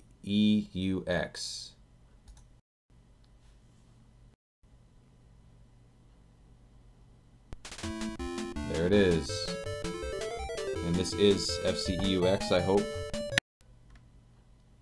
I didn't check that. Launch with RetroArch. Yep, obviously it's a different emulator. So I believe this is working. I don't know why. Yep, there it is. The file didn't exist before. Good. So yeah, it looks like we're in business here.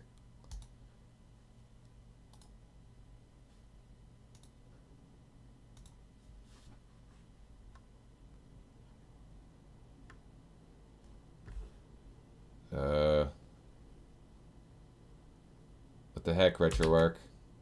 What are you doing to me?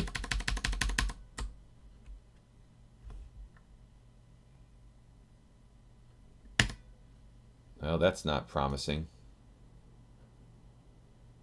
It's like RetroArch just locked up on me.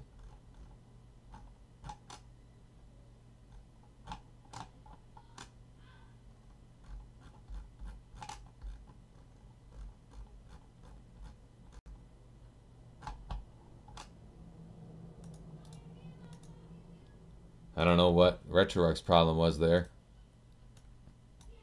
SNES 9X.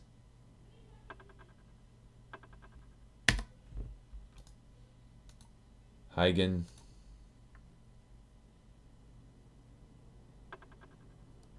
Yeah, alright. Well, RetroArch just took a crap, but whatever. Huygen, my escape key isn't working. It's irritating.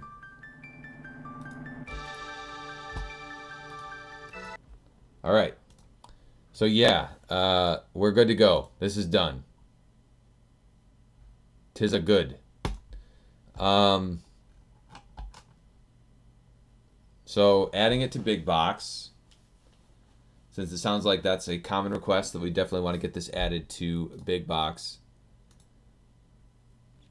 We're going to need a pop-up window in Big Box, so this isn't going to be the fastest thing to do. But probably worth doing. Might as well.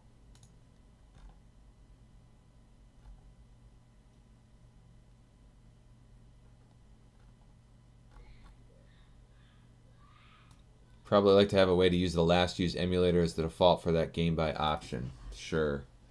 Yeah, I'm not sure I'm gonna add that right now.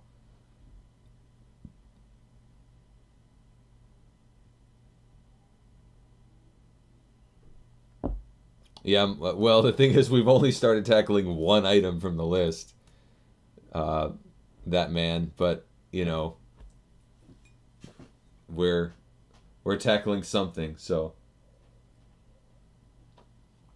that's the thing. All those little items probably are going to take an average of 3 or 4 hours a piece, so they're not little at all. That's the trick. But anyways, all right, so we got this going in LaunchBox. I wanted to pull up the Eon Knox theme. Why don't I do that real quick before we dive into more development? Keep this interesting a little bit. Let's go to downloads. Custom themes. Now, what am I doing? Am I blind? There they are. I want to check this theme out too. I haven't checked that out yet. I'm excited about that. But we'll hold off on that for now. Go ahead and download Eon Knox.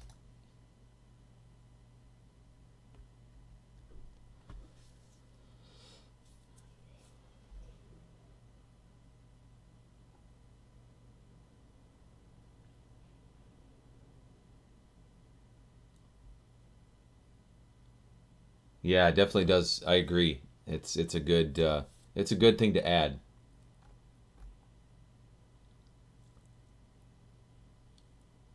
Hiding the sidebar doesn't keep the filter on and it loads all the games.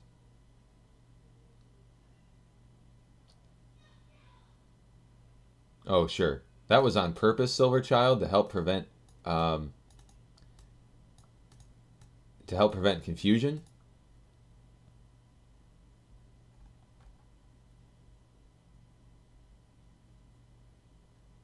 Any way to have LaunchBox remember the size of the details section? Yes. I know I need some work. That does need a little bit of work. Option to auto move to the next game in the list after a period of time in Big Box. Interesting. That's basically a tracked mode, but it's not random is what you're saying.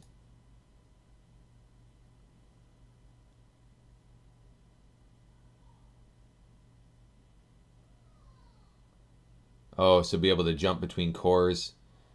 Yeah, I'm not going to add that.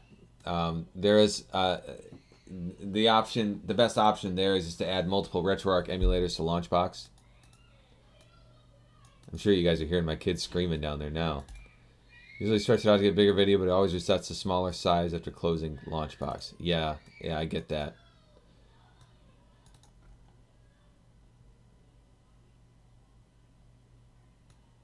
As much as you always give Rocket Launcher respect, you're slowing taking away features. I'm confused, D.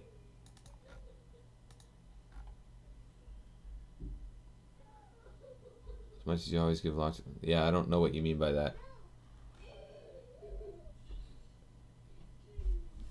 You guys need to go downstairs. I'm trying to stream. Oh, goodness. I have a screaming little girl in the next room. Is it possible that the videos start muted? That is something... That would be a good idea. That's probably something I need to do. Although I'm not going to probably tackle that today. That is a good idea.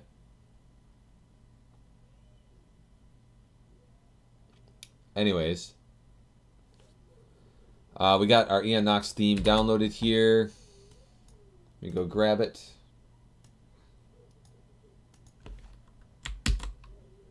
Cut this guy.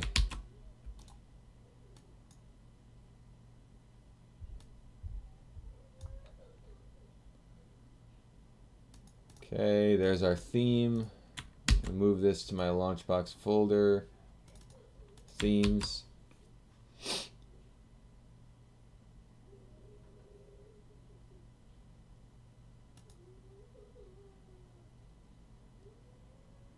All right, now let me load up Big Box.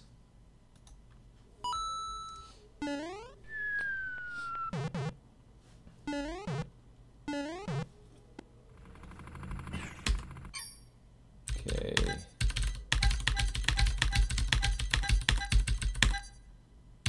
Now I have a 16 by 10 monitor, so this will be an interesting test. I have a weird setup here in that regard, as you guys know.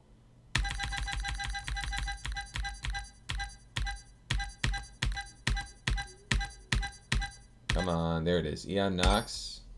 There we go. So I need to change my view here probably. There we go. Ooh, that's pretty. Very nice. Yeah, this is a big improvement from the last version I saw.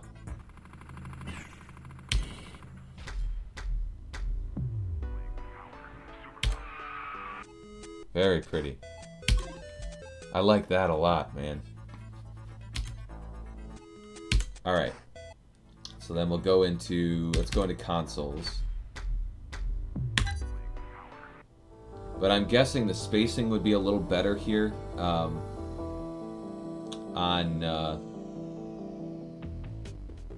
16 by 9 monitor. I'm not sure.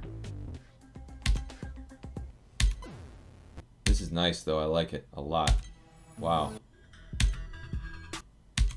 Apparently it comes with images for the backgrounds here. Because I'm not, those are new. A lot of these.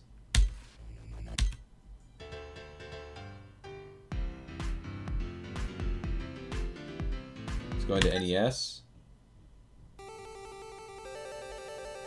Okay, this is the cover flow stuff, which isn't cached right now. We do have some cutoff issues there because of the 16 by 10 monitor. Let me switch the view here, see what else we got. Sure, that's the default. Nice. We probably need some background videos enabled in order to get the video up top, I'm guessing. You're hearing background music, or the game music. I love all the developer and icons down there. That's awesome.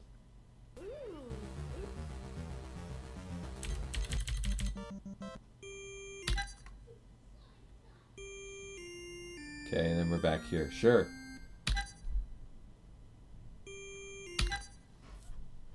Well, let me back out. And we're going to options, videos, use game background videos.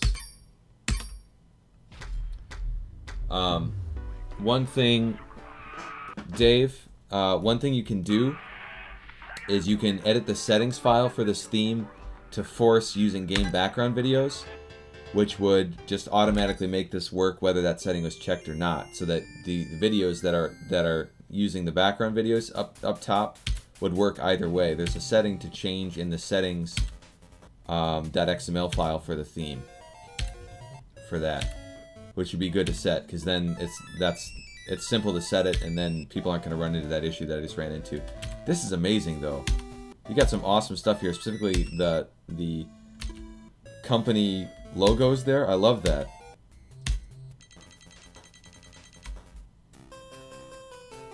You've really, really fleshed this out. It's sweet.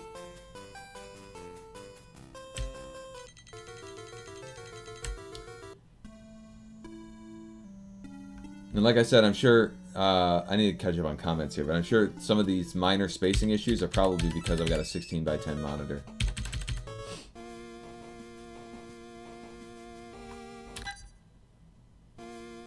I love that expanding line that comes up. That's really beautiful. It's really sweet.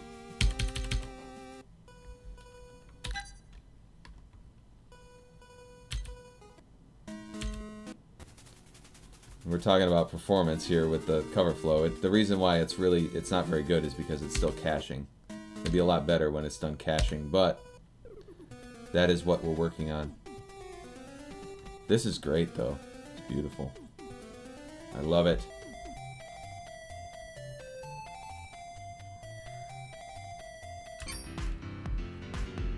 Awesome. I'm impressed. I think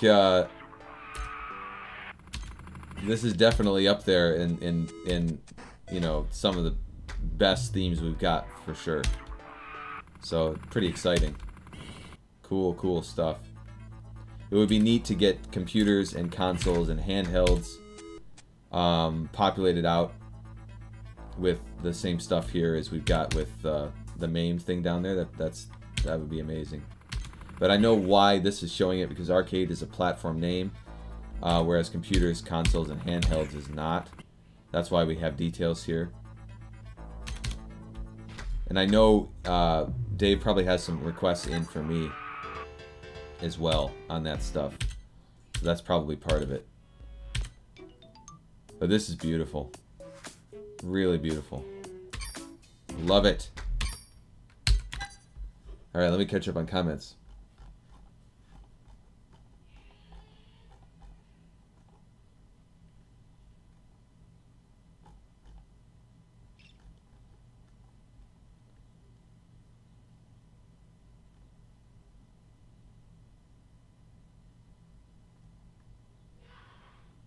Is it possible to select a specific core for a specific game by adding command line parameters in the edit game window?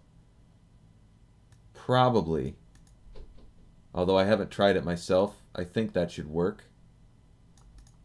I'm not sure.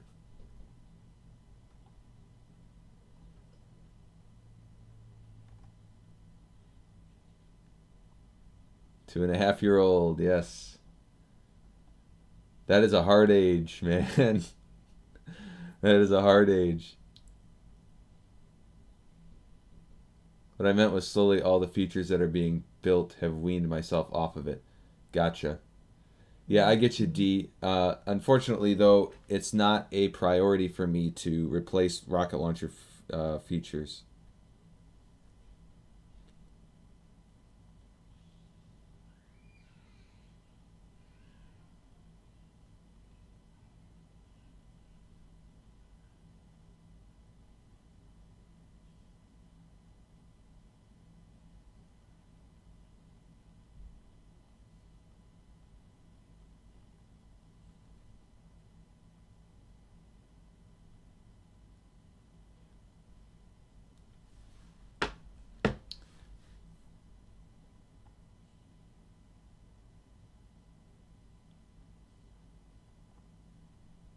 Have I seen the Big Flicks theme yet? I have, and it's beautiful.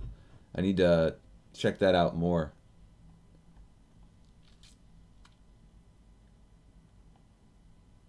I have a 16 by 10 too.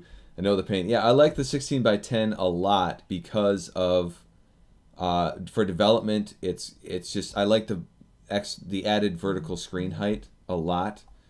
But for almost everybody is working on that uses big box is working with 16 by 9. So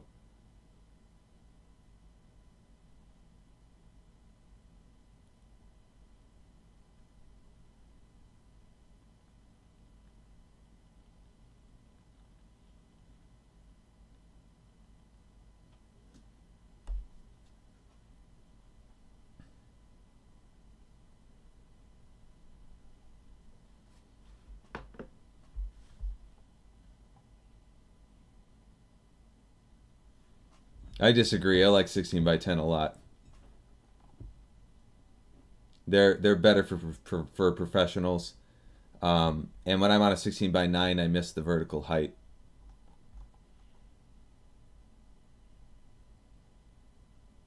Especially for like code, it's just nice to have the added vertical space. It's kind of important.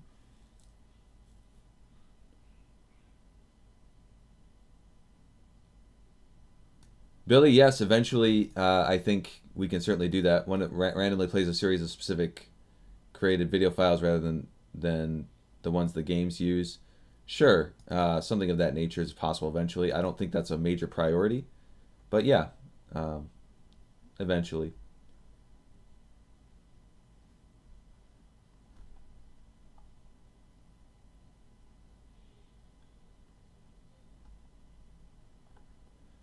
It's actually a big benefit for playing 1080p videos too, because you have room for the controls on the bottom without overlapping the video.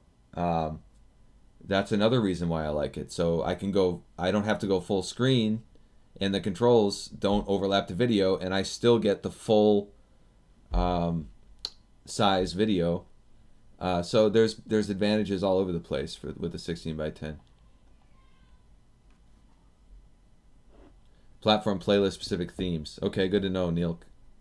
That is on our list from the poll.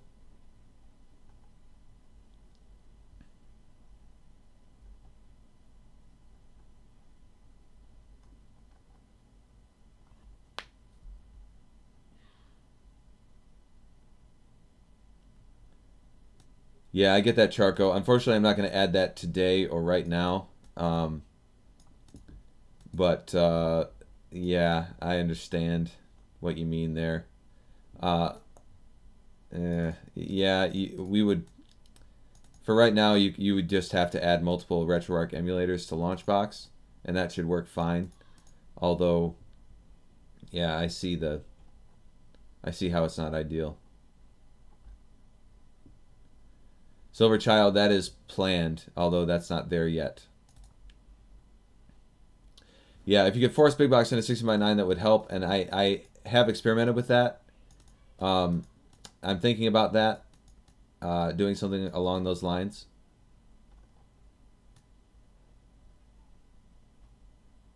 Hyperspin is coming out with videos on a new launch. Any truth, or do you think they're copying stuff from what you live stream? I don't know what you mean exactly there. Coming out with videos on a new launch. I know they're coming out with they're planning on coming out with a new version very soon. Supposedly. But they've been coming out with a new version very soon for a very long time. So who knows when it's actually going to happen.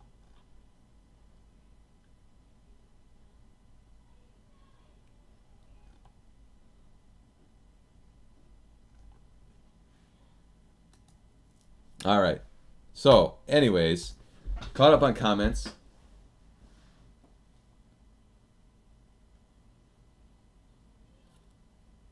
So we'll dive into the big box code here next.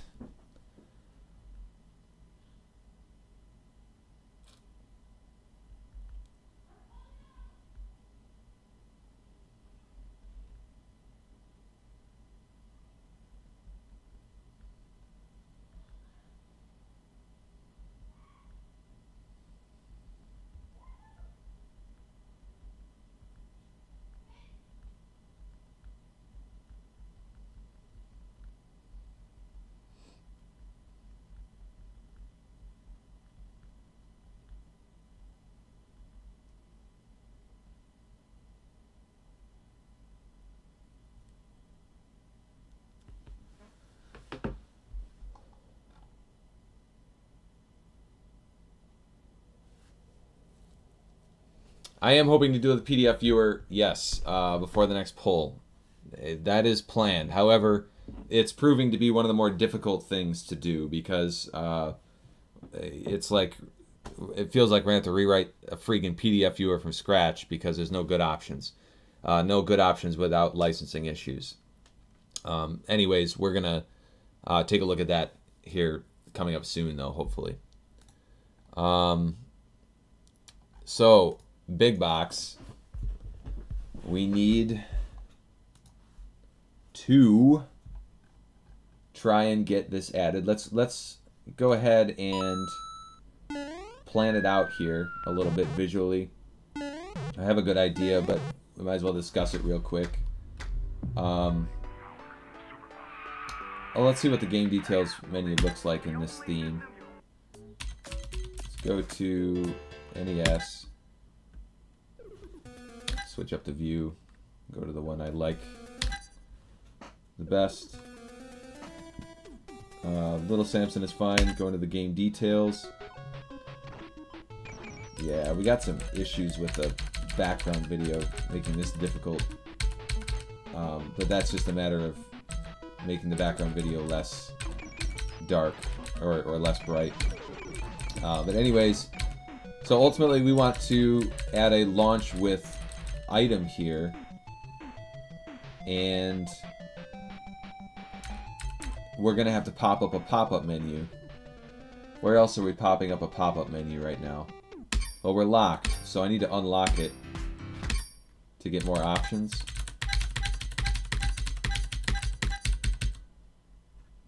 Let's go ahead and change the view or the theme.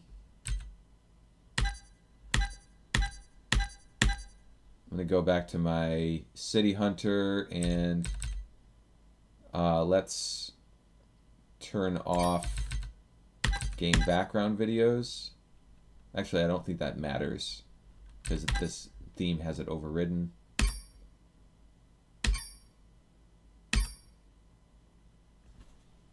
Let's change that up. There we go.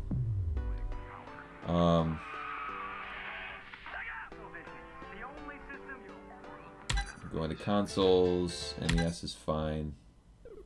Little Samson is fine. Then we have add to playlist, which pops up a pop-up window here, which is what we're going to need to do as well for the launch with in the same way. So we'll have play, probably add launch with directly under there, and then pop up the window, and we'll go from there.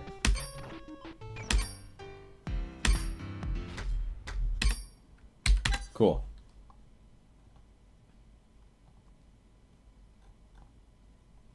Catching up on comments.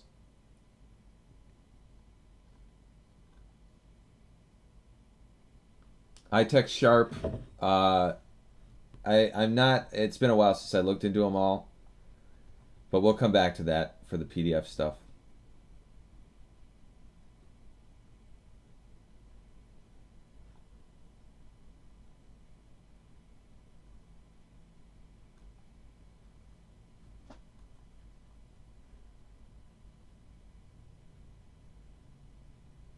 Sure. Yeah, that's planned, Willem.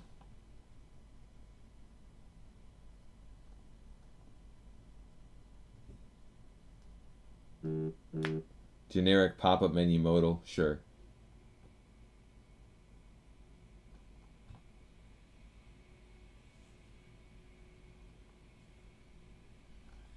Hey, Vissy. Favorites is in that menu in Big Box. Sure. I don't know exactly what you're talking about, but I get it, I think.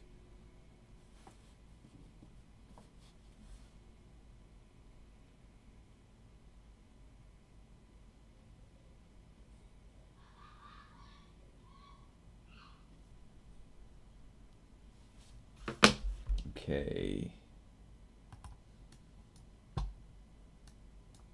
I need to do something here real quick, guys. Give me just a second.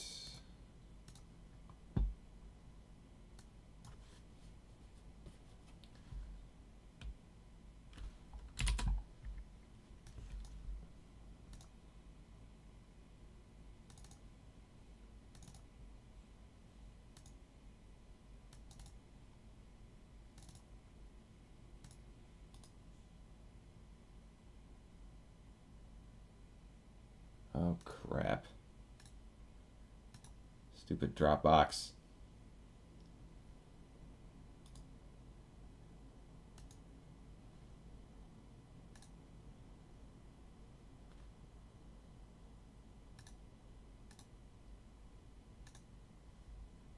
All right.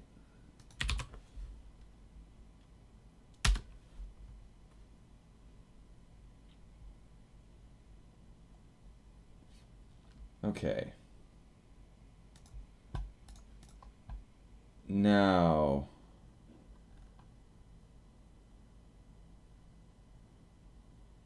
front pending, dishonored. When can you have a look? What do you mean by that, media?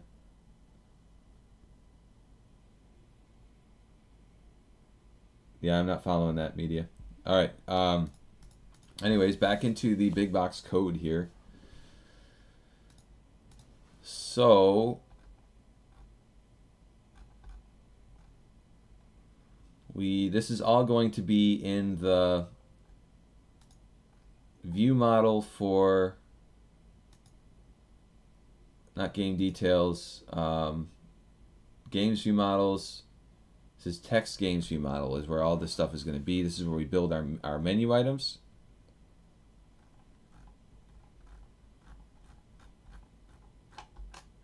Actually, it's probably in games view model base where we build our menu items.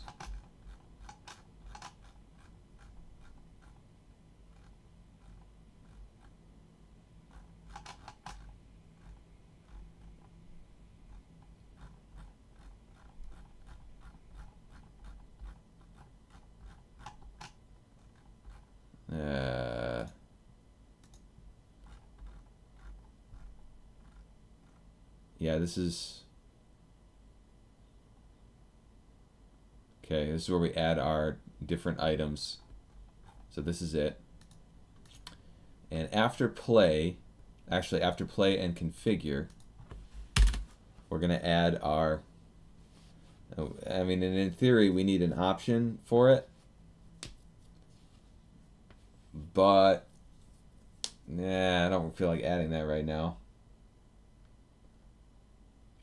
And we need to only show it if it's relevant. So we're going to have to pull up our code here.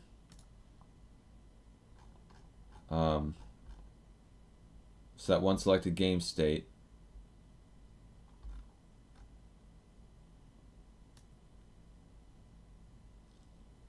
So this is our code, although it's going to heavily change.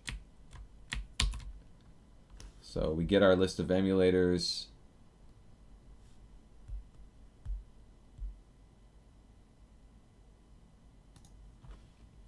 Sure.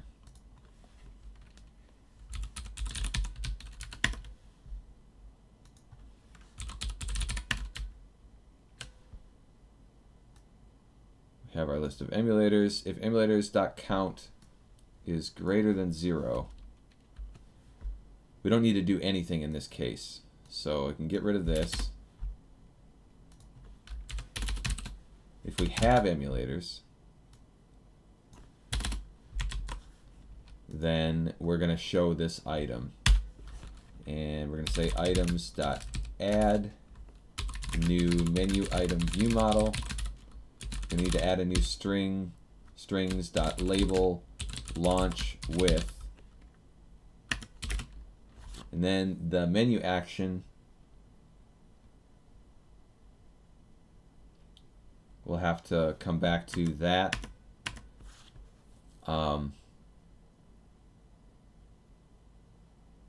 Most of this is going to be useless for right now.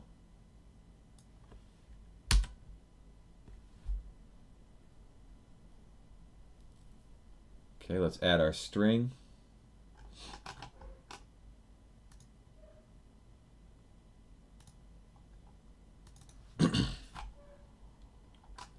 It's going to take too long. Come on, wake up. My list of strings here is getting too big and it's having issues lately.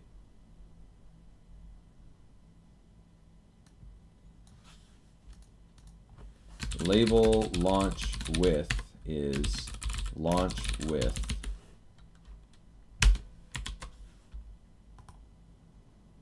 Okay.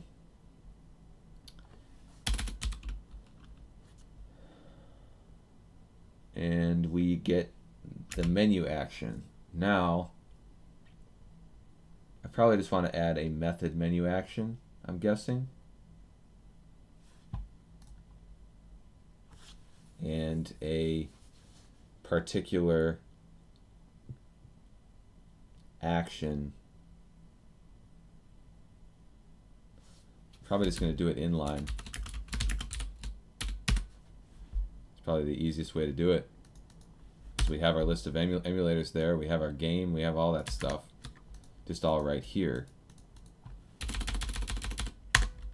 And we need to pop up the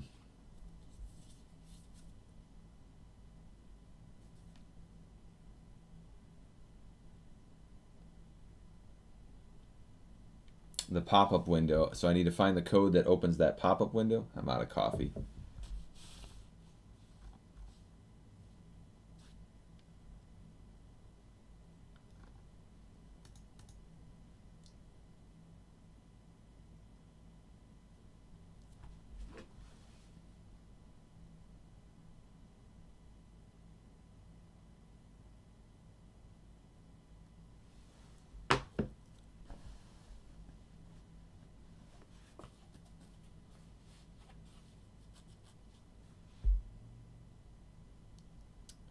So the pop-up window code, that was on play as, or add to playlist. So if we look down here, it was on like the very bottom. Active playlist, add to playlist menu action. Okay. So if we look at add to playlist menu action, okay, app.main view model that show pop-up, new select playlist view model. So I guess we need a new view model for the pop-up. That makes sense. That's a significant amount of work, but we'll get it done. We've got 45 minutes yet, so I think we can still do this in time, hopefully. But let's go ahead and copy that. And go back up here. We're going to do something like this. App.main view model that show pop-up. We're going to say new select emulator view model. And we're going to feed over the game, which hopefully we have. Yeah, we have game. And we're also going to feed over the list of emulators. There we have it.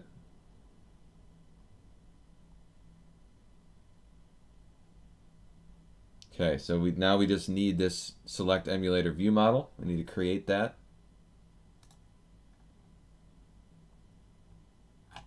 That's in the big box project. We're going to need a view and a view model. So select playlist view, we're going to want to duplicate this. Go ahead and copy that guy.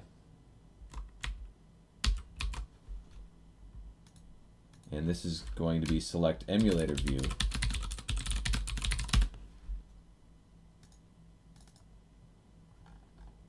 Okay, we're just going to rename this to select emulator view.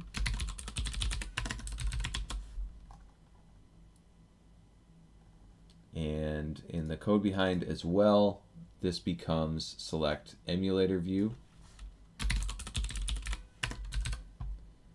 And same thing here. And the view is not going to change in theory. Shouldn't need that or this.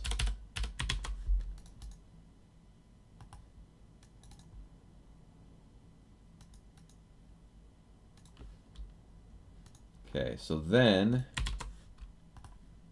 we need our view model.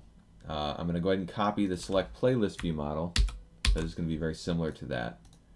And this is going to be select emulator view model.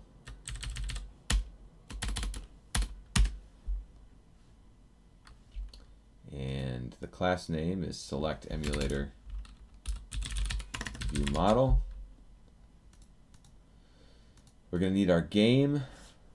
Items visible, that's fine. Selected item, that's fine. Public event, selected item change, that's fine. Select emulator, view model. We feed over the game and the list of emulators.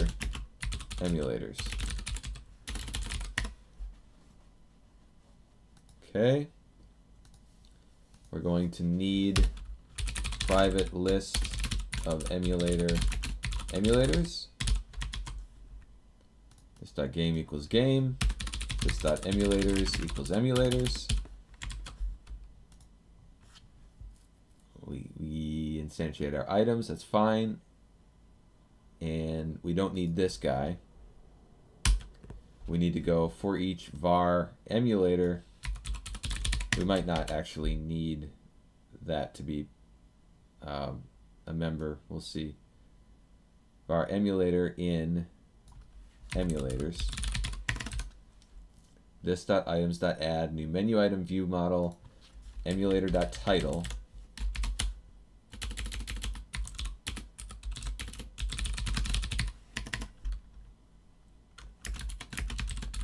We'll add it just the same way. New method menu action. We'll say this.select emulator.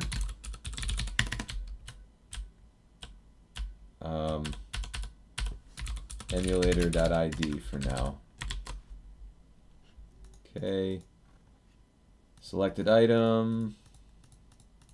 Nothing changes here. Item is visible. Nothing changes here. That's all good. On enter, that's fine. On up, should all be the same, all the same. Left, right, page down, page up, attach view. Okay, this needs to be select emulator view model.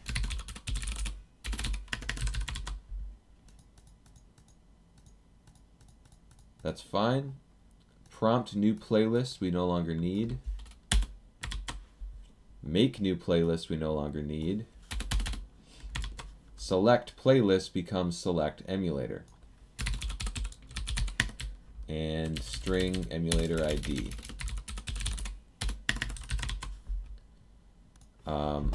So we need to redo that code for this method. Items unselected changed is the same. This is the same. So this is the only thing we got to worry about left right here, I believe. The only other thing is, though, we don't really need this.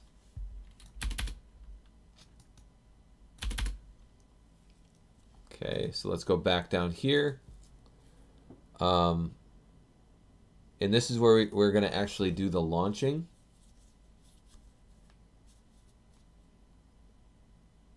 Let's catch up on comments here quick before we get that code going. Yeah, when I don't have my coffee, guys, bad things happen. Hey, Survivor. We're adding a launch with a particular emulator option to games in Big Box right now. We already added it to LaunchBox. Running on fumes.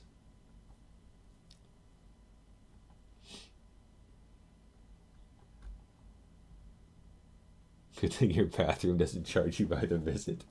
That's hilarious.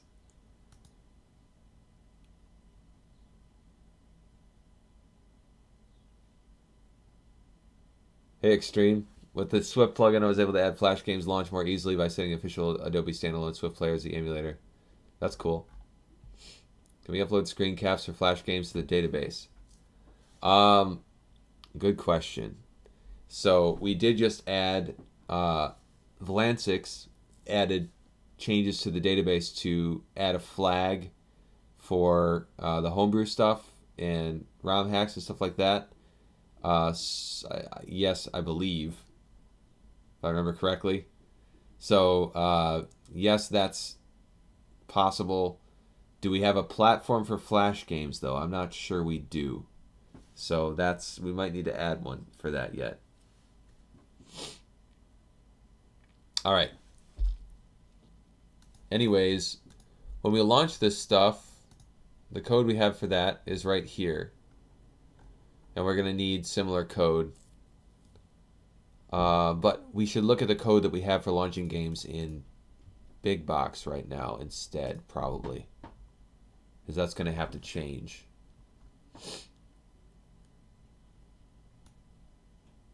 And that's going to be back in Games View Model Base.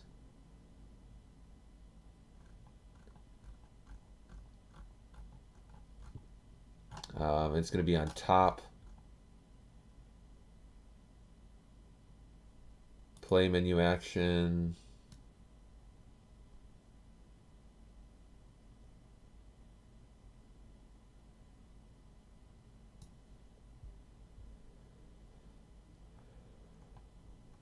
On enter. This is tricky.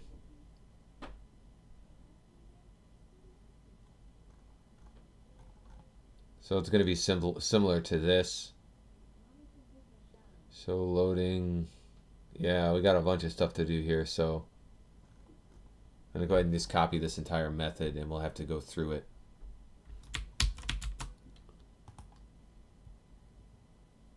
The other thing is pausing the video, refreshing the game, all that stuff needs to be done. So this is more involved than it feels like. But anyways,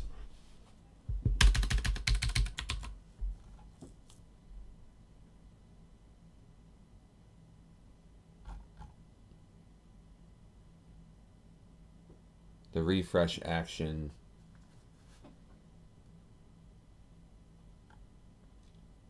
So I guess we're going to need that refresh action plugged into this in the constructor. So let's handle that. In Games View Model Base, the play menu action takes the stop action and then the refresh action. So we're going to need these parameters fed in as well.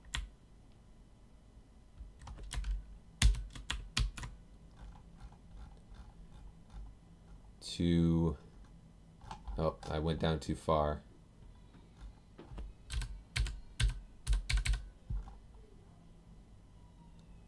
Emulators. Okay, with game emulators, pause video, refresh game. Okay, we have stop action and refresh action, and those are just simple actions, I think. So go back here.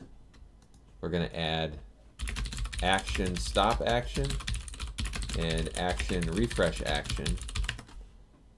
And we need to import that type. It's just a system.action. No, I don't want it like that. Come on. Oh, it's because that's fine. Whatever. System.action.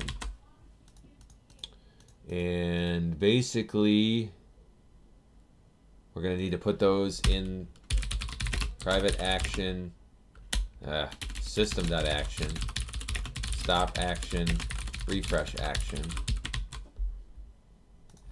This.stop action equals stop action. This.refresh action, no,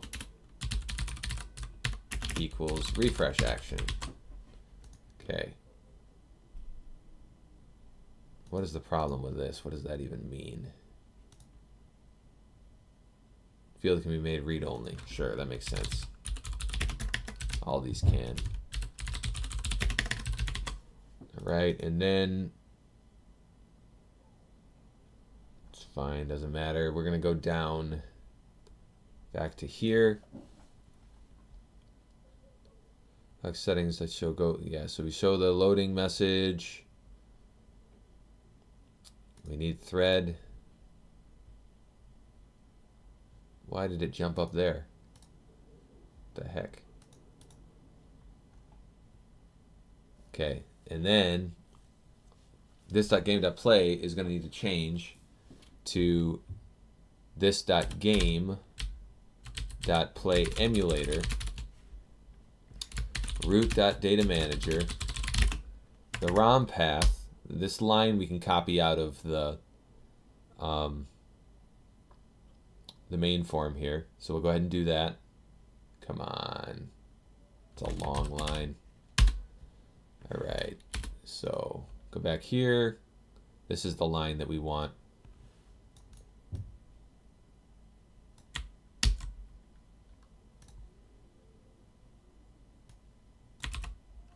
There we go. The emulator. So we have the emulator ID here, so we just need to do that. All right. Okay. Now, if not string that is null or empty result, we show the error message. Then we get the game's ID.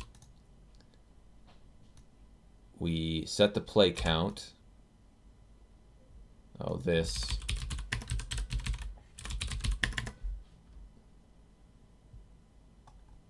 Okay, this, there is no app associated with this. Background reload save. We get the game. We don't care about the additional application.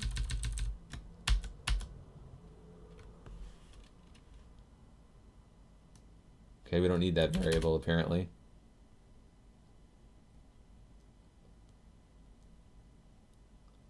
Then we set this.game equal to that. That's fine. Oh, but it was read only, so we got to fix that. Show loading game message.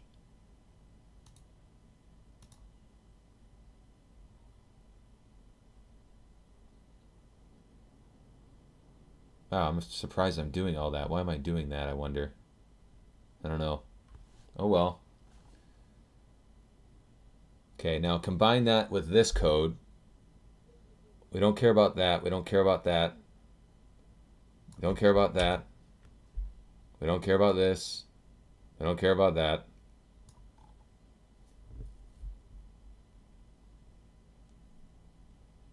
Actually, we don't care about any of this. So, in theory, we're done, except I just need to remove the read-only. Oops. On game, in theory. Apparently, we don't need those. Okay. So, in theory, this needs a this. Let's see if we build. And in theory, I think this should work. We will find out.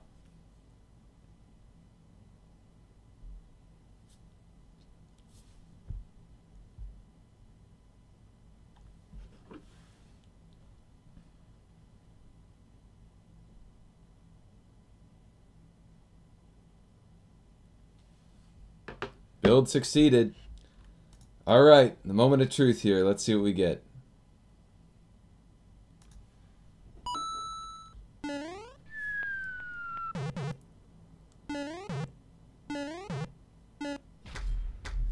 Okay, we're going to consoles, NES.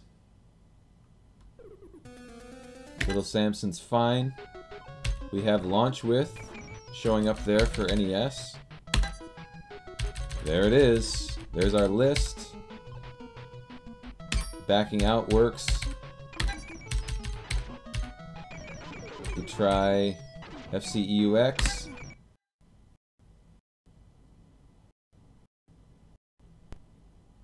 There we go. Close out. There we are, back in. Excellent. Launch with PUNES. Bingo! Yay!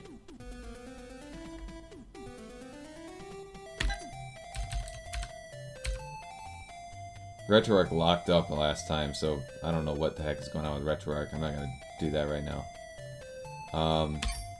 Let's check to make sure it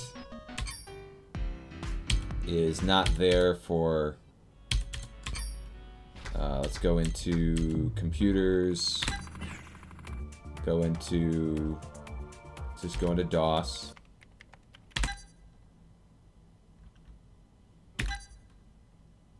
Yep, it's not there. Back out.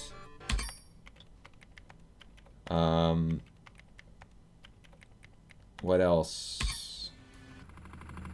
Windows, but we'll try Windows, why not?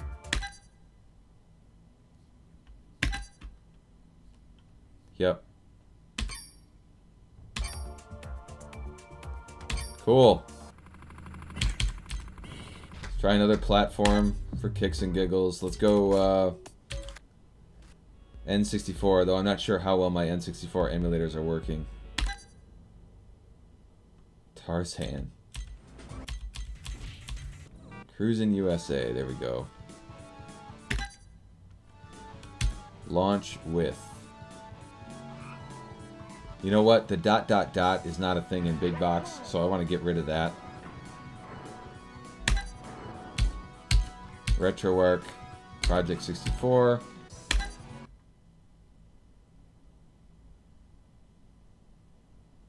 Come on, Project 64.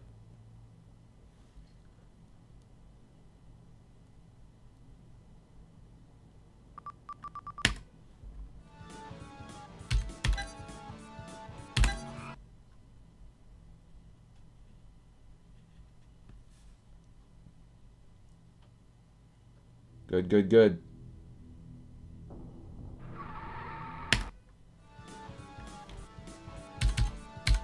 It's working. We're gonna change the text and we'll be good to go, I think. Sweet. This is gonna be in Games View Model Base. We want to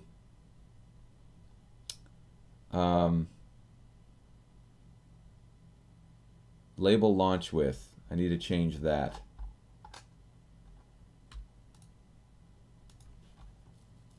Strings. Come on, load. There we go.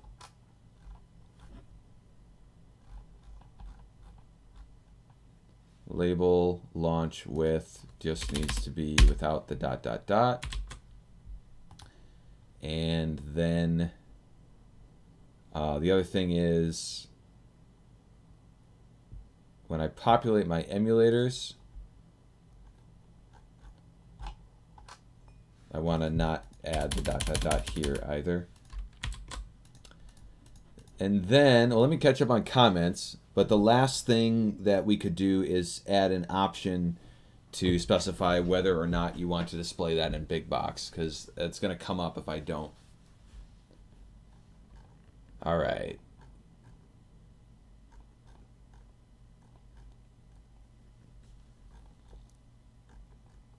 Looks like I've got some catching up to do here.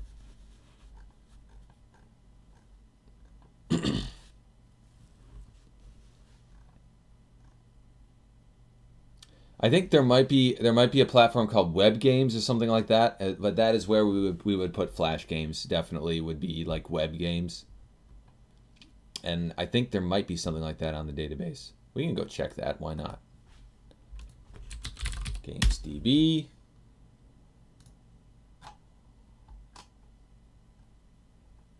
Web browser is the platform.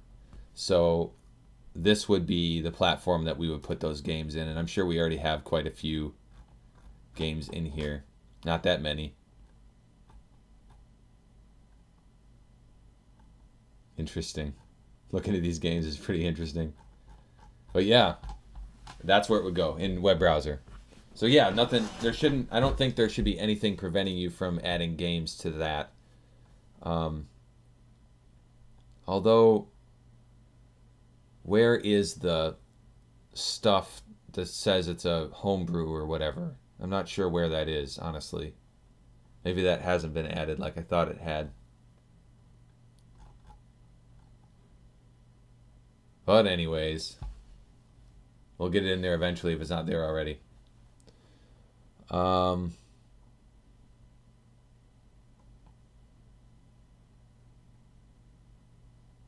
Take it easy, Phobos.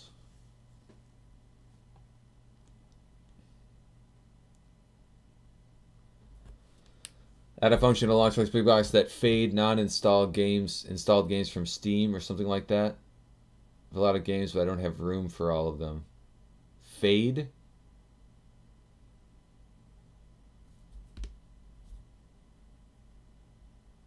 Oh, fade them. I get what you're saying. Yeah. Yeah. Check out Neil K's or Neilk's plugin on that. I'm glad he built that.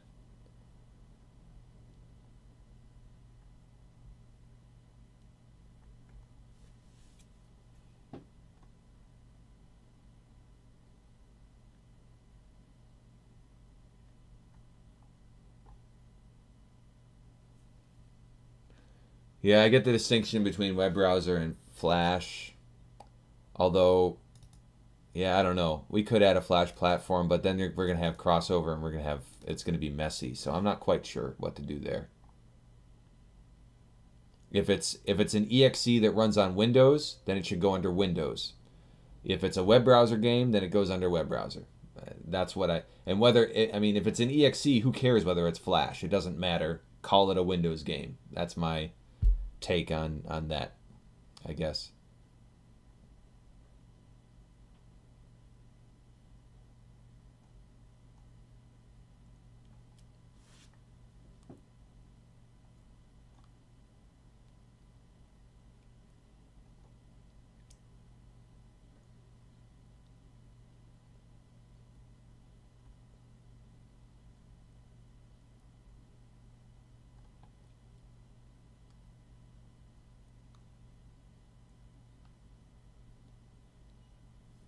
Visi, yeah, that was by design from EMU Movies, um, so that people browsing through collections know which games aren't playable.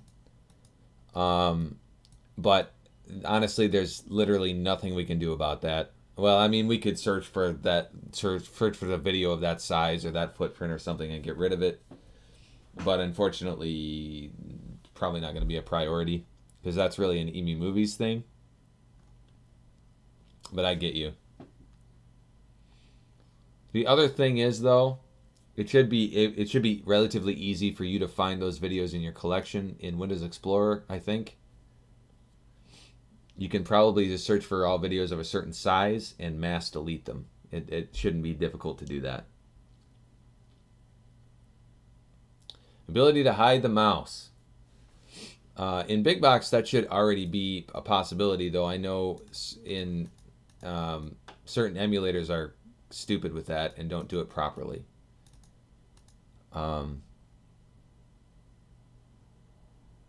There's also a way to do it with the auto hotkey scripts. So look on the forums, and there are solutions for that. Thank you, EA. Yeah, it's under game details.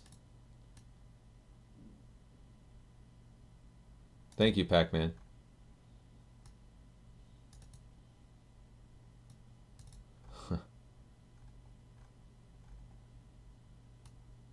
I can probably put out a beta today with this stuff. What I'm gonna do is I'm probably going to jump.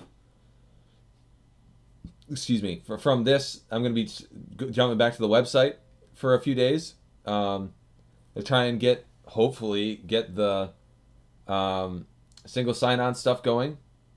So yeah, I'll go ahead and put out a beta with this stuff shortly after the stream, and we'll go from there.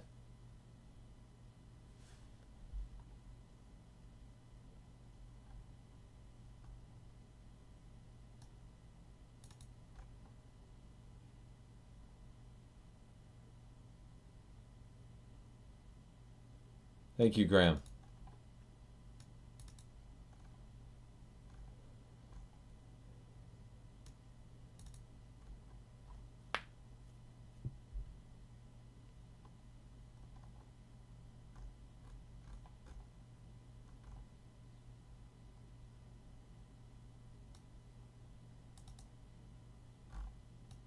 Missed, you already said what? Are we expecting to have a stream on Wednesday? Yes, I do expect to have a stream on Wednesday this week. I expect things to be more regular now, although, huge promises. I do believe we will have a stream on Wednesday at this point, yeah. If not, is there a way you could let us know on the Twitch page if something comes up? Well, really, the issue here is just whether I'm able to be at my desk. And I don't necessarily want to have to post something every single time I can't stream. But just know, guys, I'm safe. I'm not dead. I'm not going anywhere. I'm sorry if I'm sorry when I'm sorry about not being here if I'm not here. But I will try and post on the page if I can. But just because I don't post on the page doesn't mean that there's anything wrong. So that's what I want to communicate there. Because sometimes I can't.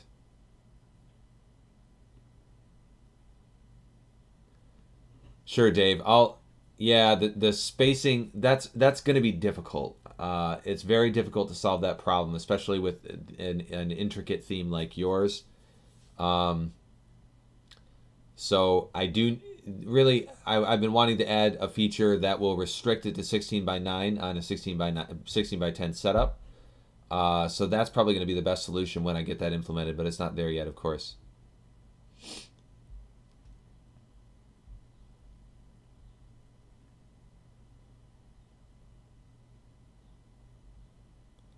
Generate a list of imported, not imported files on adding ROMs, a log or something. Yeah, something like that would be nice. I agree. It's not there yet. Can we do Thursday? Well, nope. Sorry, D.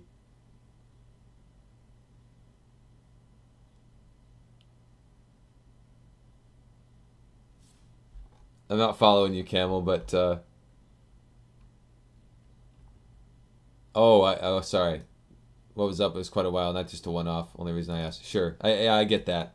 I just want you guys to know that there's nothing wrong. If I can't stream, there's nothing wrong with me. It's gonna be okay. I just had something come up, and this summer is a lot more difficult for me because all my kids are off school, and I'm just trying to be a good daddy, you know. So.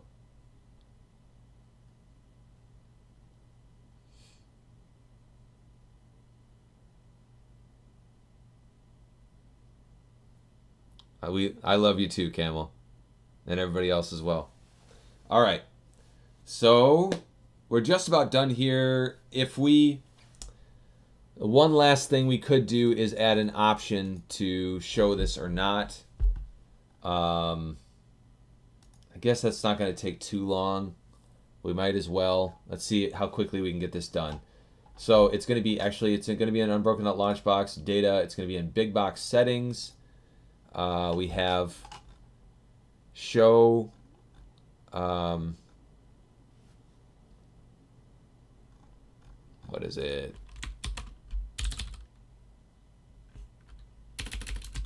Show play? No. What did I call this stuff? Show game menu.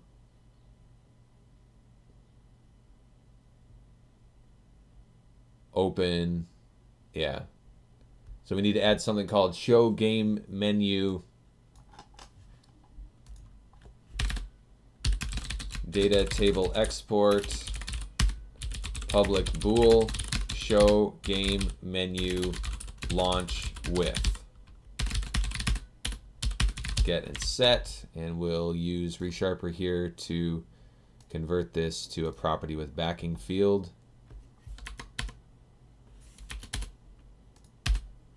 And we just need to add this down here.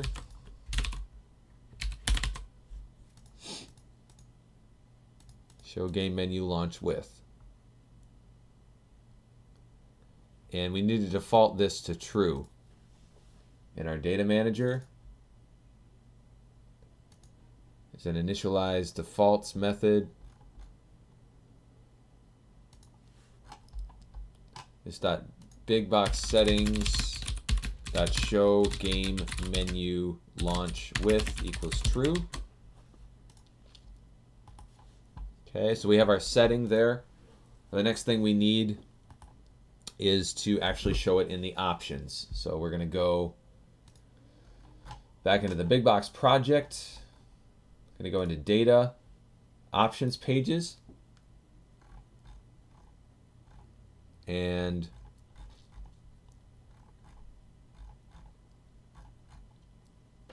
game details. No, game menu. Here it is. And after configure,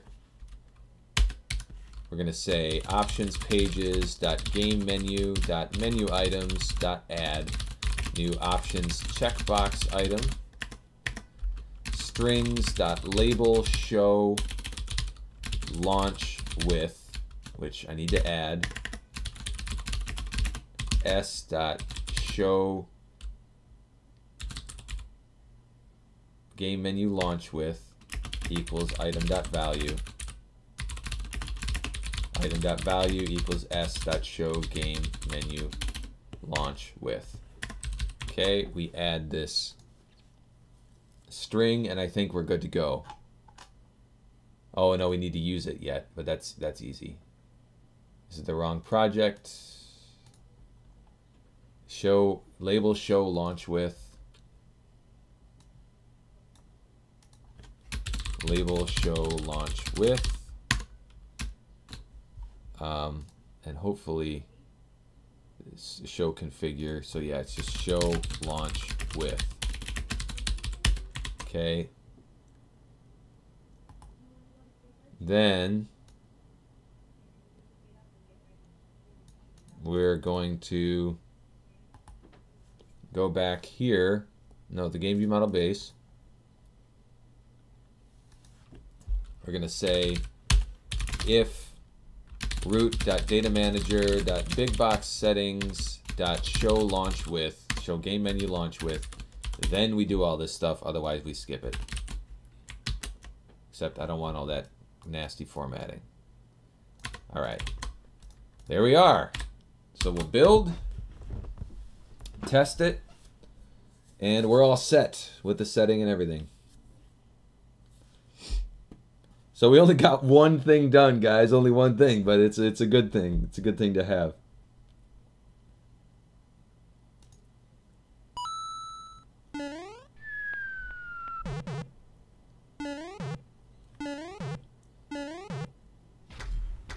Okay, so I'm gonna go into my, we'll unlock, go into my options, and under game menu, we should have show launch with. I'm going to uncheck that. And we'll go into consoles. Nintendo 64 is fine. Cruising USA is fine. And launch with is not there. If we go back out to settings, options, where am I at? Game menu, show launch with, back out, consoles, Nintendo 64. There's launch with, bingo. So we're set there. The last thing to do is to check to make sure that setting is actually saving. So let's go into options, game menu, show launch with, uncheck it because the default is to be checked. We'll exit and restart.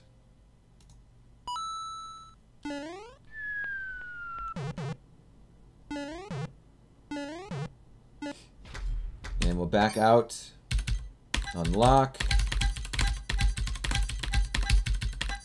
go down to game menu. There it is, it's unchecked. Go ahead and check it. And exit. This is probably more than I need to do to test this, but why not?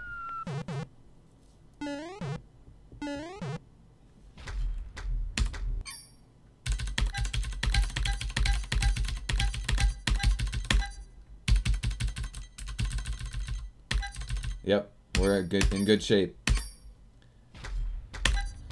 And of course, if we go in,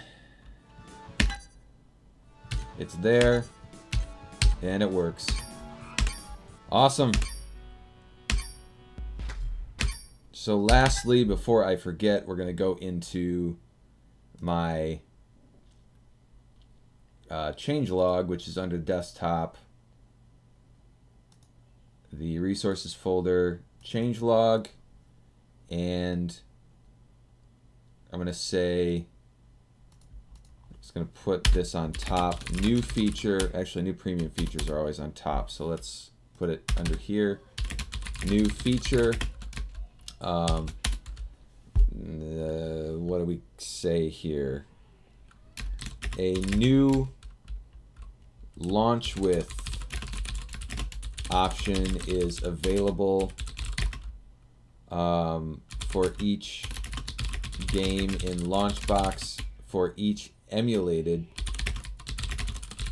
game in LaunchBox and Big Box, that will let you choose an emulator to use on the fly when launching games. This is available via the right click or game menu in LaunchBox and via the game details menu in Big Box. It can also be disabled, also be hidden in Big Box via the game menu options. Good enough. All right. Come on. Save. All right, let me catch up on comments before we end the stream here. And we'll be good to go. I'm going to go ahead and rebuild this. Where are we at?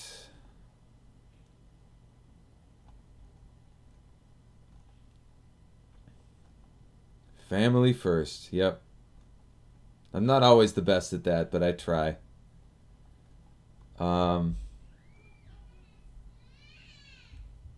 Never get last anymore.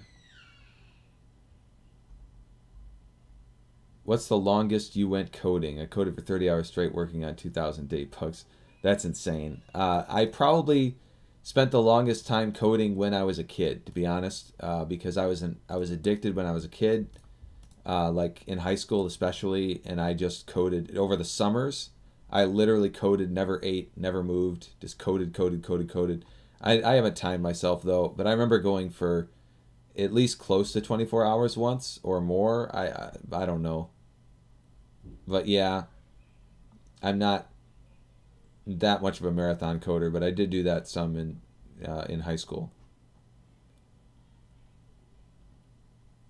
Does look better without the 3 dots in Big Box. 3-hour stream, Monkus. 3-hour stream. Don't sell me short. But hey, Monkus, you're right. That's all I got done.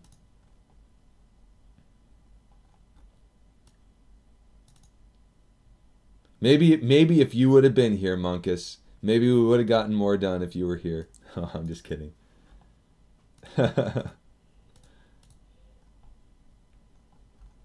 3-hour tour. Yep. All right, guys. Well, it was a good stream. I had fun. Thank you guys so much.